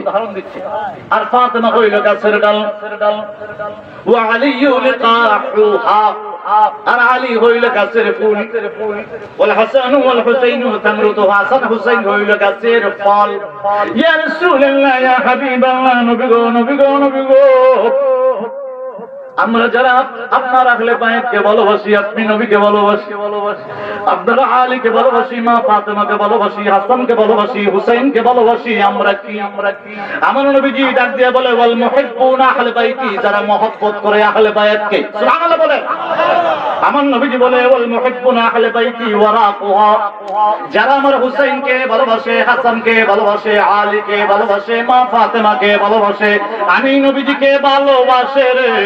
ওয়াল মুহিব্বুনা আহলে বাইতি ওয়ারাকুহা, আমি নবী হইলাম গাছ, আর হুসাইনকে যারা ভালোবাসে তারা হইল আমি নবীর গাছের পাতা। নবীজি গাছ হইলে আমরা পাতা হইলে দাম কম না বেশি? আমরা যদি মাটি হইতাম আর নবীজি গাছ হইতে বড় দাম বেশি। কথা কোনা করে ইমাম দাইলিবি রাহমাতুল্লাহি আলাইহি আল ফিরদাউস মাসহুরুল কিতাব, বিশ্ববিখ্যাত কিতাব, উনি হাদিসটা লিখতেছেন, ইয়া রাসূলুল্লাহ ইয়া হাবিবাল্লাহ, এই পৃথিবীর জমিনে, যে বাংলার জমিনে, এত পুরার জমিনে হুসাইনকে ভালোবাসলে আমরা দি বেদাতি হয়। কথা বলছিল ইয়া রাসূলুল্লাহ, বেদাতি হয়, বেদাত, ঠিক না? এটা ভুল শুনাই দেই, বেদাত আরবি ভাষা, বেদাত বাংলা অর্থ হইল নতুন কিছু। বেটা যে মাইক দিয়ে তুমি ওয়াজ করো ওইটাও নতুন কিছু, শরম করে না? মাইক দিয়ে খো বেদাত, কথা না করে। এই যে লাইট ম্যাট জ্বালাইছো, সুন্দর করে সোফাতে বইয়ে ওয়াজ করছো ডিজাইন করে, এটা বেদাত, কথা না করে। বেদাত দিয়া আস্তাগফিরুল্লাহ বলবেন না? আপনার বুঝের অভাব, সুসের অভাব, চিন্তার অভাব, ঠিক না? কোন না করে। তবে তাদেরকে বুঝাই আনবার দায়িত্ব আপনার, আমার, আপনার সবের, ঠিক না? কোন না? তবে আবার গালি দিয়ে না, কুসা দিয়া না। এক ফুলান আমাদের জানা 15 বছর ধরে গেছে, দুই মুরব্বী শাস্ত্র মুরব্বী দেহ না আছে, আপনার কষ্ট নেই। দুই মুরব্বী কইতাছে টাইম দিন নতুন নতুন আইছে, সব মুরব্বী একরকম না। এই ফলাটা মনে করুন শুনছি শুনে দূর যা যাওয়াই গেছে আমার যাইতাম না ঠিক কিনা কথা করে খেলা যাওয়ার মস্করি করে যারা মুরব্বী মস্করি করে না যাইবার সময় আদর করে খালি মাথা হাতাইবেন বুঝাইবেন একদিন যাইতো না উঠতো না বুঝাইতে বুঝাইতে বুঝাইতে বুঝাইতে এক দেড় মাস বুঝাই দেখেন না হ্যাঁ যাইবো আপনার আগুই নামাজ ঠিক কিনা কন্যা করে যার ফলাফল অবাধ্য সকাল একবার বাড়ি দিবেন বিকেল একবার বাড়ি দিবেন হ্যাঁ গুসা করে যাইবার আইতো না কথা কও ঠিক আছে তো আর এর সকালে বুঝাবেন বিকালে বুঝাবেন আর আল্লাহর কাছে বলবেন দেখবেন কাম হয়ে যাবে ঠিক কিনা কন্যা গালি দিলে মহব্বত পারে না আসে না ঠিক কিনা কোন এখন শুন ইয়া রাসূলুল্লাহ ইয়া হাবিবাল্লাহ নবী গো হুসাইনকে ভালোবাসি হাসানকে ভালোবাসি আপনি বললেন আপনি গাছ আমরা উম্মতে মুহাম্মদী যারা হুসাইনকে ভালোবাসি আপনি নবীর গাছের পাতা কতটুকুই নাকি ইয়া রাসূলুল্লাহ এই পৃথিবীর জমিনে আপনার উম্মতের দল আমরা রে বেদাতি হয় আমাদের জন্য বড় কোন পুরস্কার আছে নি জানতে চাই আমার নবীজি ডাক দিয়া বলে মিনাল জান্নাতি হাক্কান হাক্কা মিনাল জান্নাতি হাক্কান হাক্কা অবশ্যই সত্যিকারে যতই তোমাদেরকে বেদাতি বলুক না কেন সুন্নি করে গালি দেখ না কেন যাই বলুক না কেন রে আমি নবীর জবান মুবারক দ্বারা বলে দিলাম মিনাল জান্নাতি হাক্কান হাক্কা অবশ্যই সত্যিকারে হুসাইনকে ভালোবাসার জন্য তোমার বাড়ি হইল জান্নাতের ভিতরে এখন ভালোবাসবেন কি না বাসবেন আপনার ব্যাপার ঠিক কিনা কন্যা করে এখন হুসাইনের ভালোবাসা আপনি মাহফিল দিবেন না ছাড়বেন এটা আপনার ব্যাপার কথা ঠিক আছে তো আমার নবীজি বলছে মিনাল জান্নাতি হাক্কান হাক্কা একবার যদি হাক্কান হইতো তাও একটা কথা আছে হুজুর দুইবার হাক্কান হাক্কা তে হুসাইনকে যারা ভালোবাসেন তারা বেহেশতি খুশি না বেজার হাসান হুসাইন জানে নবীজির আদরের তিনি মা ফাতেমার নয়ন মনি কারবালা ঘুমায় বন্ধুরে হুসাইন রাদিয়াল্লাহু তাআলা আনহুর কারবালার নির্মম কথা শুনলে বন্ধু কলিজার ভিতরে আগুন ধরে যায় এই পৃথিবীর জমিনে যত মোল্লা মুশরিক বিশ্বাসদায়ী থাকুক না কেন হুসাইনকে ভালোবাসতে যদি আমাদেরকে গালি দেয় যদি নবীজিকে ভালোবাসতে আমাদেরকে গালি দেয় মা ফাতেমাকে ভালোবাসতে যদি গালি দেয় হযরত আলীকে ভালোবাসতে যদি গালি দেয় হযরত হাসানকে ভালোবাসতে যদি গালি দেয় সাদরে গ্রহণ করে নিব কারণ হলো তাদের ভালোবাসা হলো জান্নাতের টিকেট কোনো সমস্যা নেই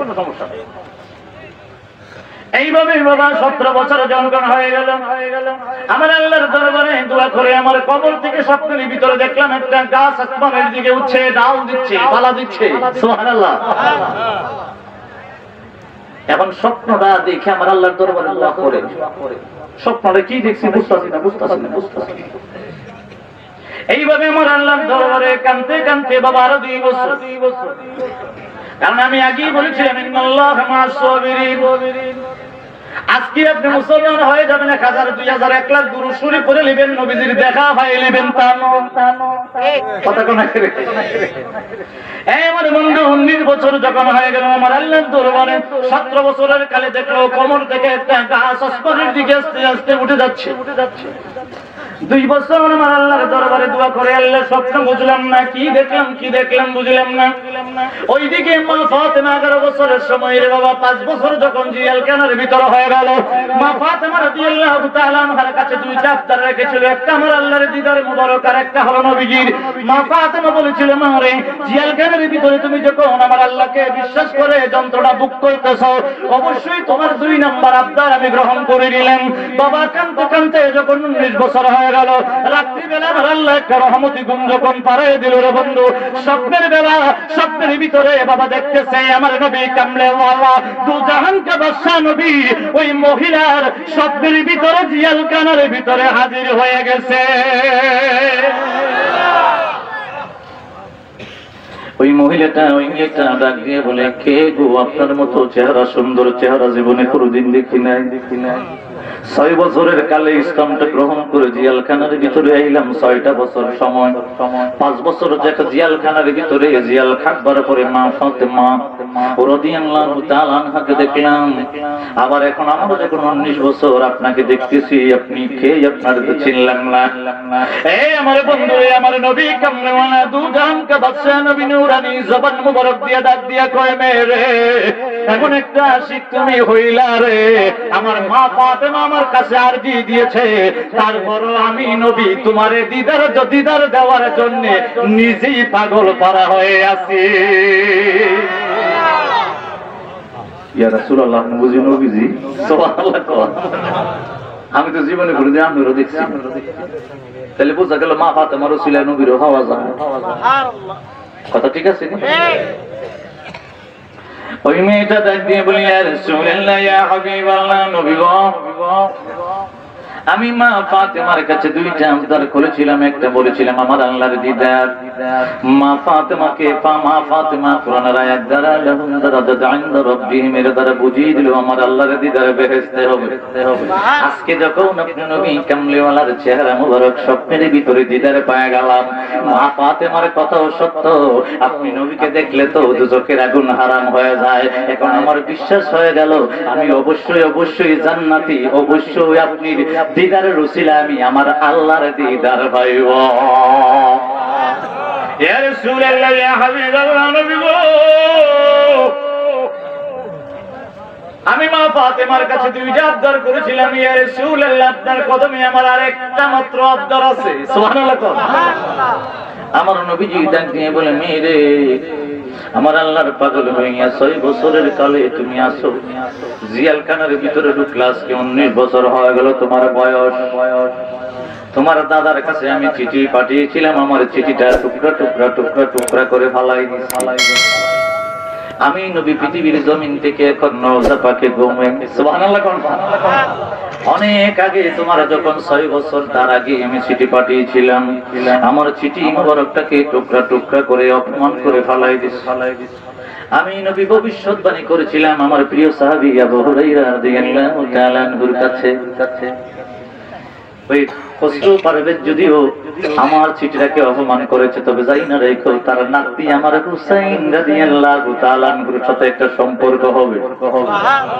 ওই মেয়ে ডাক দিয়ে বলে, ইয়া রাসূলুল্লাহ, ইয়া হাবিবাল্লাহ, নবী গো, আপনি নবীজি আমার অন্তরের কথা জানেন, যে কথাটা আপনার দরবারে যে আর যেখানে আপনি নবীর কদমে জানাইবো, আপনি নবী আগে আমার কাছে বইলা দিলেন, ইয়া রাসূলুল্লাহ, আমি এই পৃথিবীর জমিনে আপনার কলিজার টুকরা হুসাইনকে স্বামী হিসাবে পাইতে চাই।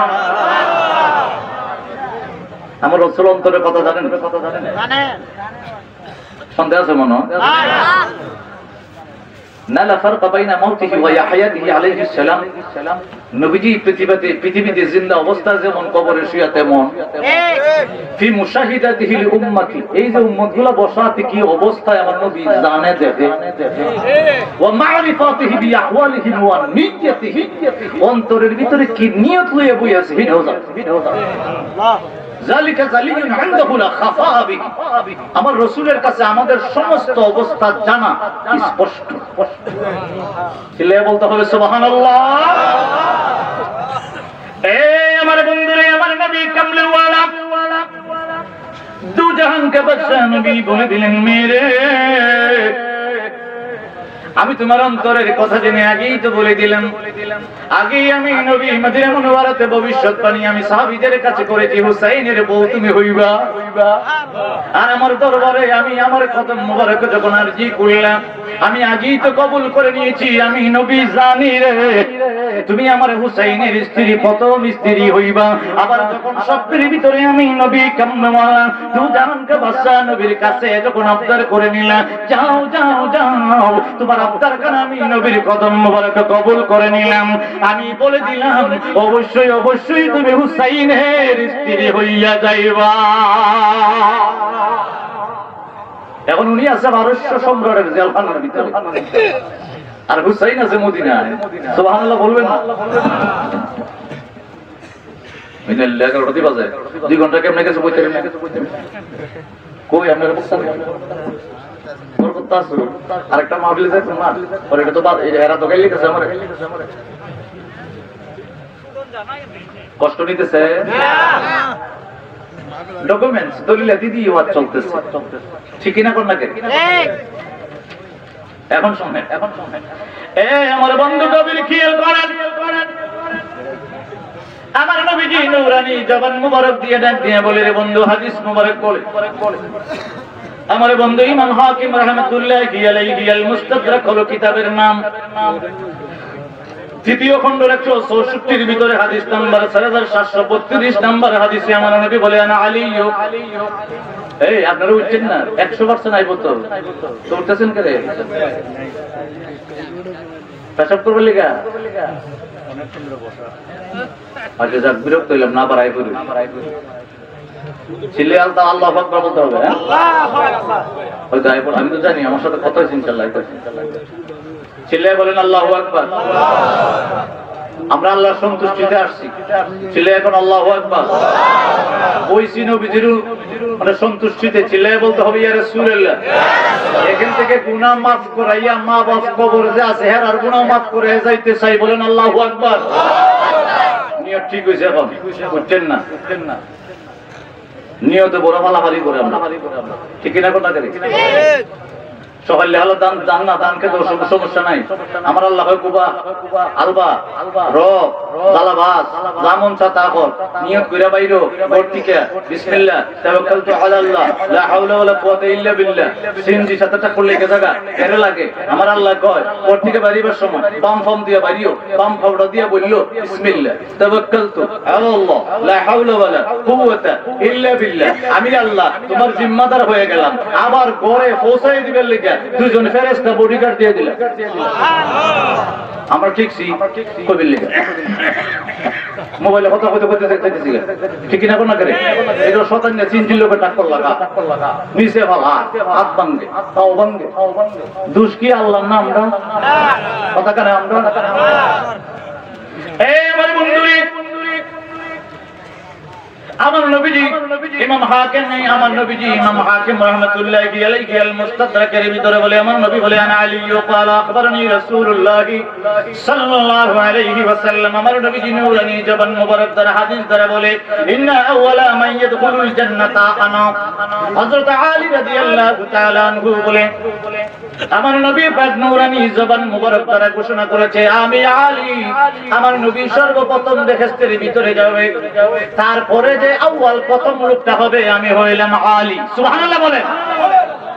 আমার নবীজি বলতেছে ওয়া ফাতিমা, তারপরে আমার সাথে হলো ফাতিমা।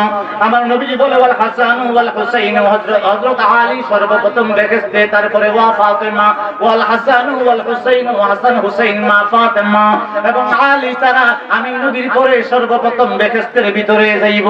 হযরত আলী রাদিয়াল্লাহু তাআলা আনহু আমাদেরকে কত ভালোবাসে দেখেন রে বাবা। আমার নবীর দরবারে বলে, কুলতু ইয়া রাসূলুল্লাহ ইয়া রাসূলুল্লাহ ইয়া হাবিবাল্লাহ, নবী গো, আমি আলীকে যারা পৃথিবীর জমিনে কিয়ামত পর্যন্ত ভালোবাসে, আমার হুসাইনকে যারা ভালোবাসে, আমার হাসানকে যারা ভালোবাসে, আমার স্ত্রী ফাতেমাকে যারা ভালোবাসে, তারা কি আমাদের সাথে বেহেশতে যাবেন না? কত সুন্দর প্রশ্ন আলী রাদিয়াল্লাহু তাআলা আনহু আমার নবীর দরবারে করেছে। ফাকুলতু ইয়া রাসূলুল্লাহ মুহিব্বুনা, আমাদেরকে যারা ভালোবাসে তারা কি বেহেশতে যাবে না? আমার নবী বলে, ক্বালা, অবশ্যই অবশ্যই রে, মিন ওয়ারাইকুম, এ আলী ফাতেমা হাসান আর হুসাইন, তোমাদেরকে যারা ভালোবাসবে, মুহিব্বুনা, তোমাদেরকে যারা ভালোবাসবে, আমি নবীর পরে তুমি আলী বা ফাতেমা হাসান হুসাইনের সাথে সাথে তোমাদের ভক্তরাও বেহেশতের ভিতরে ঢুকে যাইব। এই জন্য আমরা হাসানকে ভালোবাসি, ঠিক কিনা কোন লাগে? এখন যেমন চাতা তোমরা কইতে পারো পারো। এই আমার বন্ধুরে, আমার নবী বলেন, মেরে 6 বছরের কাল থেকে তুমি এই জিয়ালখানার ভিতরে সকাল বেলায় 100 বেদ, বিকাল বেলায় 100 বেদ, দুঃখ কষ্ট যন্ত্রণা বুক করে আমার আল্লাহর তাওহীদটাকে অন্তরের ভিতরে নিয়ে শক্ত করে বসে আছো। মেরে আমি হুসাইনের সাথে বিয়ের কথা আগেই আমি নবীজি ভবিষ্যৎবাণী করেছিলাম। আজকে যখন স্বপ্নের ভিতরে তোমার সাথে দেখা হয়ে গেল, আমি জানতে চাই আমার হুসাইনের পাগল কেন তুমি হইলে, একটু কারণটা জানতে চাই। ওই মেয়ে ডাক দিয়ে বলি, ইয়া রাসূলুল্লাহ ইয়া হাবিবাল্লাহ, নবী গো, ওগো নবীজি, আল্লাহর পরে আপনাকে ভালোবাসার জন্য আমার আল্লাহ হুকুম করেছে। একটা মুসলমান আমার দাদা খসরু পারভেজ যখন ওই লোকটাকে গরম তেলের ভিতরে ফালাইছিল, ওই লোকটাকে যেদিন প্রথম এরেস্ট করে রাজ দরবারে নিয়ে আসে, তখন আমার দাদার একটা কোরআন শরীফ দিয়েছিল। দাদা একদিন, দুই দিন, 3 দিন ধরে কোরআন রেখে দিয়েছে। আমি জিয়ালখানার ভিতরে কোনোভাবে আসার সময় ওই কোরআন শরীফটা কাপড়ের নিচে করে এনেছি। আমি কোরআন শরীফ পড়ে দেখেছি, আহলে বায়াতকে ভালোবাসলে আপনি নবীর ভালোবাসা হইয়া যায়। কোরআন শরীফ থেকে প্রেম এরকম এলো এসে কোরআন শরীফ গেলো সুবহানাল্লাহ। কোরআন শরীফ পাইছে কই? ওই যে মুসলমানদের ধরে নিছিল, মনে আসেনি? হ্যাঁ দিছিল, খসরু পারভেজ নেও কোরআন শরীফটা বইরে হয়তো 3 দিন পড়ছে, তো এটা বুঝায় না। আমরা অনেক মুসলমানও আছি কোরআন শরীফ পড়লেও বুঝায় না, কথা কোনা করে। আমি ওই দিন এখানে ওই যে ঈদ মিলাদুন নবীর মাহফিলে বলে দিয়েছিলাম, কোরআন শরীফের একটা শব্দের আরবি উসুলে ফিকহ যেটা, একটা শব্দের 80টা অর্থে ফকারভেদ হইতে পারে। কি কি হইতে পারে বিস্তারিত বলছিলেন। আর আমরা কিছু হাদিস এমন কইতেছি না, কইব না মিয়া এটা মিয়া ঠিক মিয়া, ওই মিয়া 40 প্রকার হাদিস আছে। সুবহানাল্লাহ কইতেন না? কয় প্রকার? তুমি কটা জানো? কার মুস্তাদা হয়? নবীর হাদিস আছে পৃথিবীর জমিনে 26 লাখ। সুবহানাল্লাহ। 6 লাখ মুখস্থ জানতো মুহাম্মদ ইবনে আব্দুল্লাহ ইবনে ইসমাইল ইবনে ইব্রাহিম ইবনে মুগীরা, মানে এই নাম রইল ইমাম বুখারীর। সুবহানাল্লাহ কোন লাগে নাম বানাম মুগীরা আল বারদিজবা আল জাওজি আল ইয়ামুনি আল বুখারী। ওই নজরুল বুখারীর নাম রাখো। বুখারীর নাম বুখারী শরীফ না, লাস্টের নেই। বুখারী শরীফের নাম লম্বা 3 লাইন। কারণ হাদিস কোন সময় ভুল হইতে পারে। আপনি 500 সনদ সহ মুখস্থ হাদিস পারেন। আপনি একজন শায়েখ মুহাদ্দিস, আবার যদি হন না আমি পরে হাকিমে মুহাদ্দিস হয়ে গেছি, তাহলে ওই ইমাম বুখারীর মতো আর কেউ এই আমার বন্ধুরে মূল কথা কইলে আমার নবীর শানে যদি কোরআনের আয়াত দ্বারা কোন হাদিস দ্বারা কোনো কিছু দিয়া নবীর শানের বিরুদ্ধে আয় পড়ে, এটাই মানা যাবে। বাস এতটুকু ঈমান। এই আমার বন্ধুরে আমার নবী কামলে ওয়ালা দু জাহান কা বাদশা নবী মেয়েটাকে ডাক দিয়ে বলে, মেরে কোরআনুল কারীম তুমি মুখস্থ করলা? কয় না। ইয়া রাসূলুল্লাহ ইয়া হাবিবাল্লাহ আমি আস্তে আস্তে করে পড়েছি। অর্থ জানি না। আমি জিয়ালখানার ভিতরে একজন পাদ্রী ছিল। জোরে বলেন কি পাদ্রী? আমি ওর কাছে জিজ্ঞাসা করেছি কোরআনের অর্থটা আমারে আস্তে আস্তে করে শিখিয়ে দাও। ওই লোকটা যদিও ইহুদিদের পাদ্রী ছিল, আলেম ছিল, মুসলমান ছিল না। কোরআনের অর্থটা আমাকে জিয়ালখানার ভিতরে 6 বছরের কাল থেকে 19 বছর পর্যন্ত জিয়ালখানার ভিতরে প্রতিদিন দিনের বেলা রাত্রে বেলা যখন কোরআন তেলাওয়াতটা করতাম, ওই পাদ্রী আমাকে আস্তে আস্তে কোরআনের অর্থগুলা মর্মার্থগুলা বুঝিয়ে দিত। বুঝাই দেওয়ার পরে আমি বুঝেছি কোরআনের ভিতরে আমার নবীর শানই আমার আল্লাহ সর্ব আয়াতের ভিতরে অক্ষরের ভিতরে আমার আল্লাহ নাযিল করেছে। ওই দিন থেকে আমি আপনি নবীর পাগল হয়েছি, দিওয়ানা হয়েছি। আর যখন আহলে বায়াতের আমি যখন 17 খানা আয়াত আহলে বায়াতের শানে কোরআনুল কারীমের ভিতরে পেয়ে গেলাম, কুল্লা আসআলুকুম আজরান ইল্লাল মা'আদ্দাতা ফিল কুরবা, আমি যখন বুঝে গেলাম আপনি নবীকে আমার আল্লাহ বলেছে, কুল আমার আল্লাহ যখন বলেছে নবী গো আপনি বলুন আপনার রক্ত মুবারকের বিনিময়ে দান মুবারকের বিনিময়ে আপনি উম্মতের কাছে কিছু চান না, একটাই মাত্র চান, এটা হলো হাসান আর হুসাইনের মহব্বত যেন আপনার উম্মতের দলে করে। আমার নবী যখন বিনিময়ে কিছু চাই না, আমার হাসান হুসাইন মা ফাতেমা আলীকে তোরা ভালোবাসে। সুবহানাল্লাহ। বিদায় হজ্জের সময় আমার নবীজি বলেছেন দুইটা কথা। একটা হলো তোদের কাছে রেখে গেলাম কোরআন এবং সুন্নাহ। সুবহানাল্লাহ বলবেন। আরেকটা বলছে রেখে গেলাম কোরআন এবং আহলে বাইত। আল্লাহ করে রেখে গেছে তোমাদের কাছে কোরআন আর আহলে বাইত। আর রাইখে গেছি কোরআন এবং সুন্নাহ, হাদিস না। কোরআন এবং বুঝেননি আপনারা, কোরআন এবং সুন্নাহ। বাবা বুখারী শরীফের ভিতরে দাঁড়ায়া বাসরাবের হাদিস আছে, কথা খেয়াল করতে হবে। দাঁড়ায়া বাসরাবের কি হাদিস আছে বুখারী শরীফে। তার মানে ওই হাদিসটা মানা যাবে, সুন্নাহ আনতে হবে। আমার নবীজি বর্ষা করেছেন, আমরা করতাম, এটা হলো সুন্নাহ। আর যদি আপনি আবার হাদিস বানান, আবার ফালদা হাদিস, নবীজি একদিন দ্বারা প্রস্রাব করেছিল, এখানে কিছু ময়লা আবর্জনা ছিল, যে জন্য পয়সা প্রস্রাব করে নাই, সেটা বললে নবীজি নাফাকি আসতে পারে। এই হাদিস আবার এখানে আনবেন না, চিল্লায় বলতে হবে নাউজুবিল্লাহ। তারপরে মাথা খামানি আমার রাসূল বলছেন সহিহ হাদিস, কোন সময় মাথার সাথে জুলুম করো না, মানে বেল বানায়ও না, পৌঁছে গেলে বানায়ও। তা আমরা আবার হুজুর রাশি দুইজনে হুজুর একসাথে আবার ঘুমো ধরে না, দুই হুজুর একখানে ঘুমাইলে ধরে নিয়ে সিটিয়ে ঘুমানি এমনি না, খাইতে ঘুমানি, এটা ফতো আবার জানো হয়েছে, দুই মাস্টার এক লোক ঘুমাই থাকবে, কোনো সমস্যা নেই।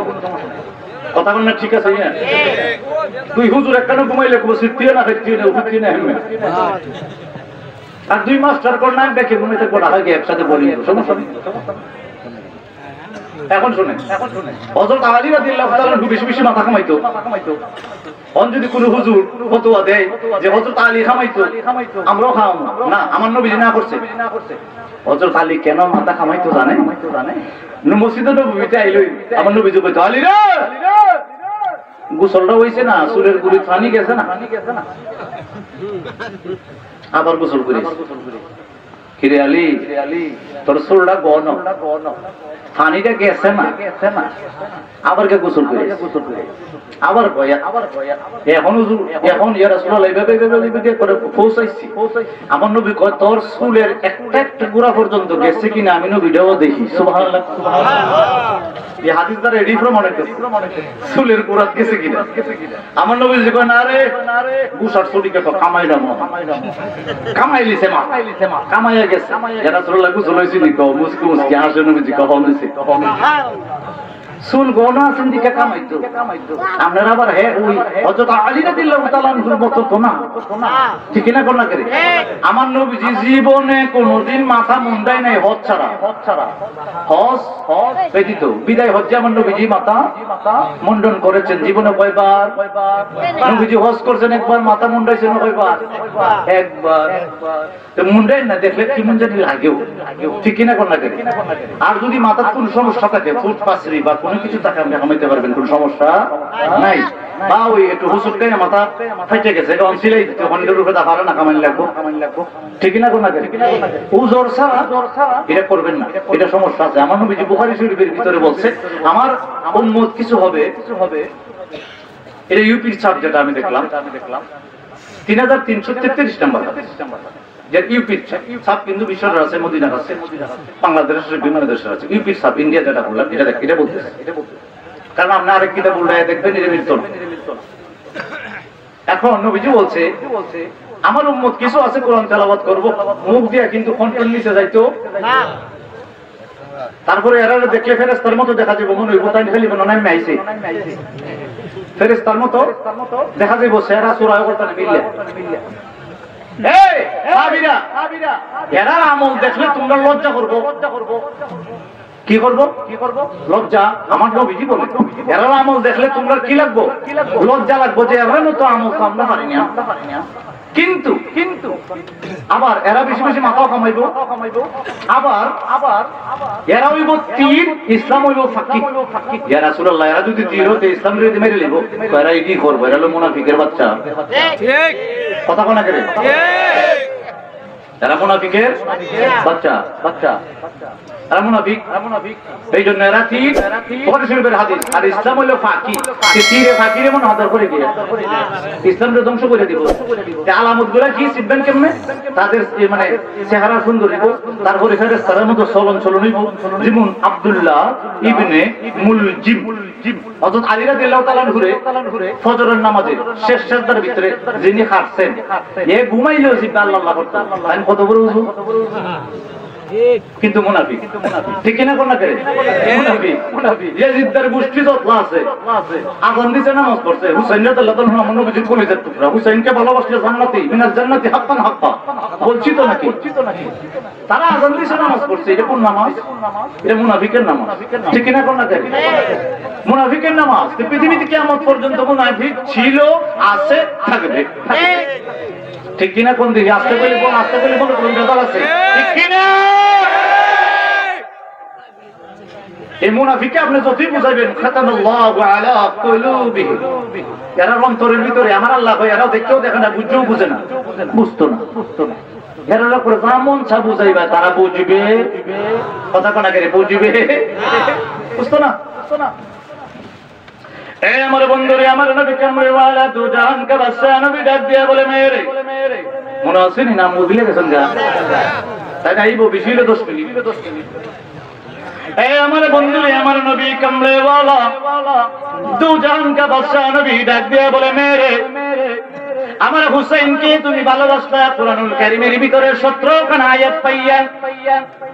ওই মেয়ে ডাক দিয়ে বলে, ইয়া রাসূলুল্লাহ, ইয়া হাবিবাল্লাহ, নবী গো, আপনি নবী নিজের জবান মুবারক দ্বারা বললেন, হুসাইন রাদিয়াল্লাহু তাআলা আনহু আমি স্ত্রী হব, ইয়া রাসূলুল্লাহ, কোনো সন্দেহ নাই, বিশ্বাস করে নিলাম, আমার আর কোনো সমস্যা নাই। এই যে ওয়াজটা আরম্ভ করছি, ওইটা না সব করে আইবেন, ওয়াজটা আরম্ভ করছি, ওই লোকটা জেল থেকে বাইরে যখন ওমর রাদিয়াল্লাহু তাআলা ক্ষমতা পাইব, ওয়াজ করলাম আরো 2 ঘন্টা, জেল থেকে ওমর রাদিয়াল্লাহু ক্ষমতা আইলে, আবু বকর রাদিয়াল্লাহু তাআলার পরে ওমর রাদিয়াল্লাহু তাআলা ক্ষমতায় আসলে ওই যুদ্ধ মুসলমানরা জয় করবে খালিদ বিন ওয়ালিদের মাধ্যমে। তখন ওই মেয়েটা জেলখানা থেকে ছাড়া হইব, আস্তে আস্তে মদিনায় আইব, হযরত ওমরের সাথে দেখা হইব। তখন হযরত ওমরকে ওই মেয়েটা বলবে, আমার রাসূল বলছে আর হযরত হুসাইনের সাথে আমার বিয়ে হইব। আসসালামু আলাইকুম, আপনারা দেখছেন KHM ইসলামী মিডিয়া, সম্পূর্ণ একটি ইসলামিক প্রতিষ্ঠান।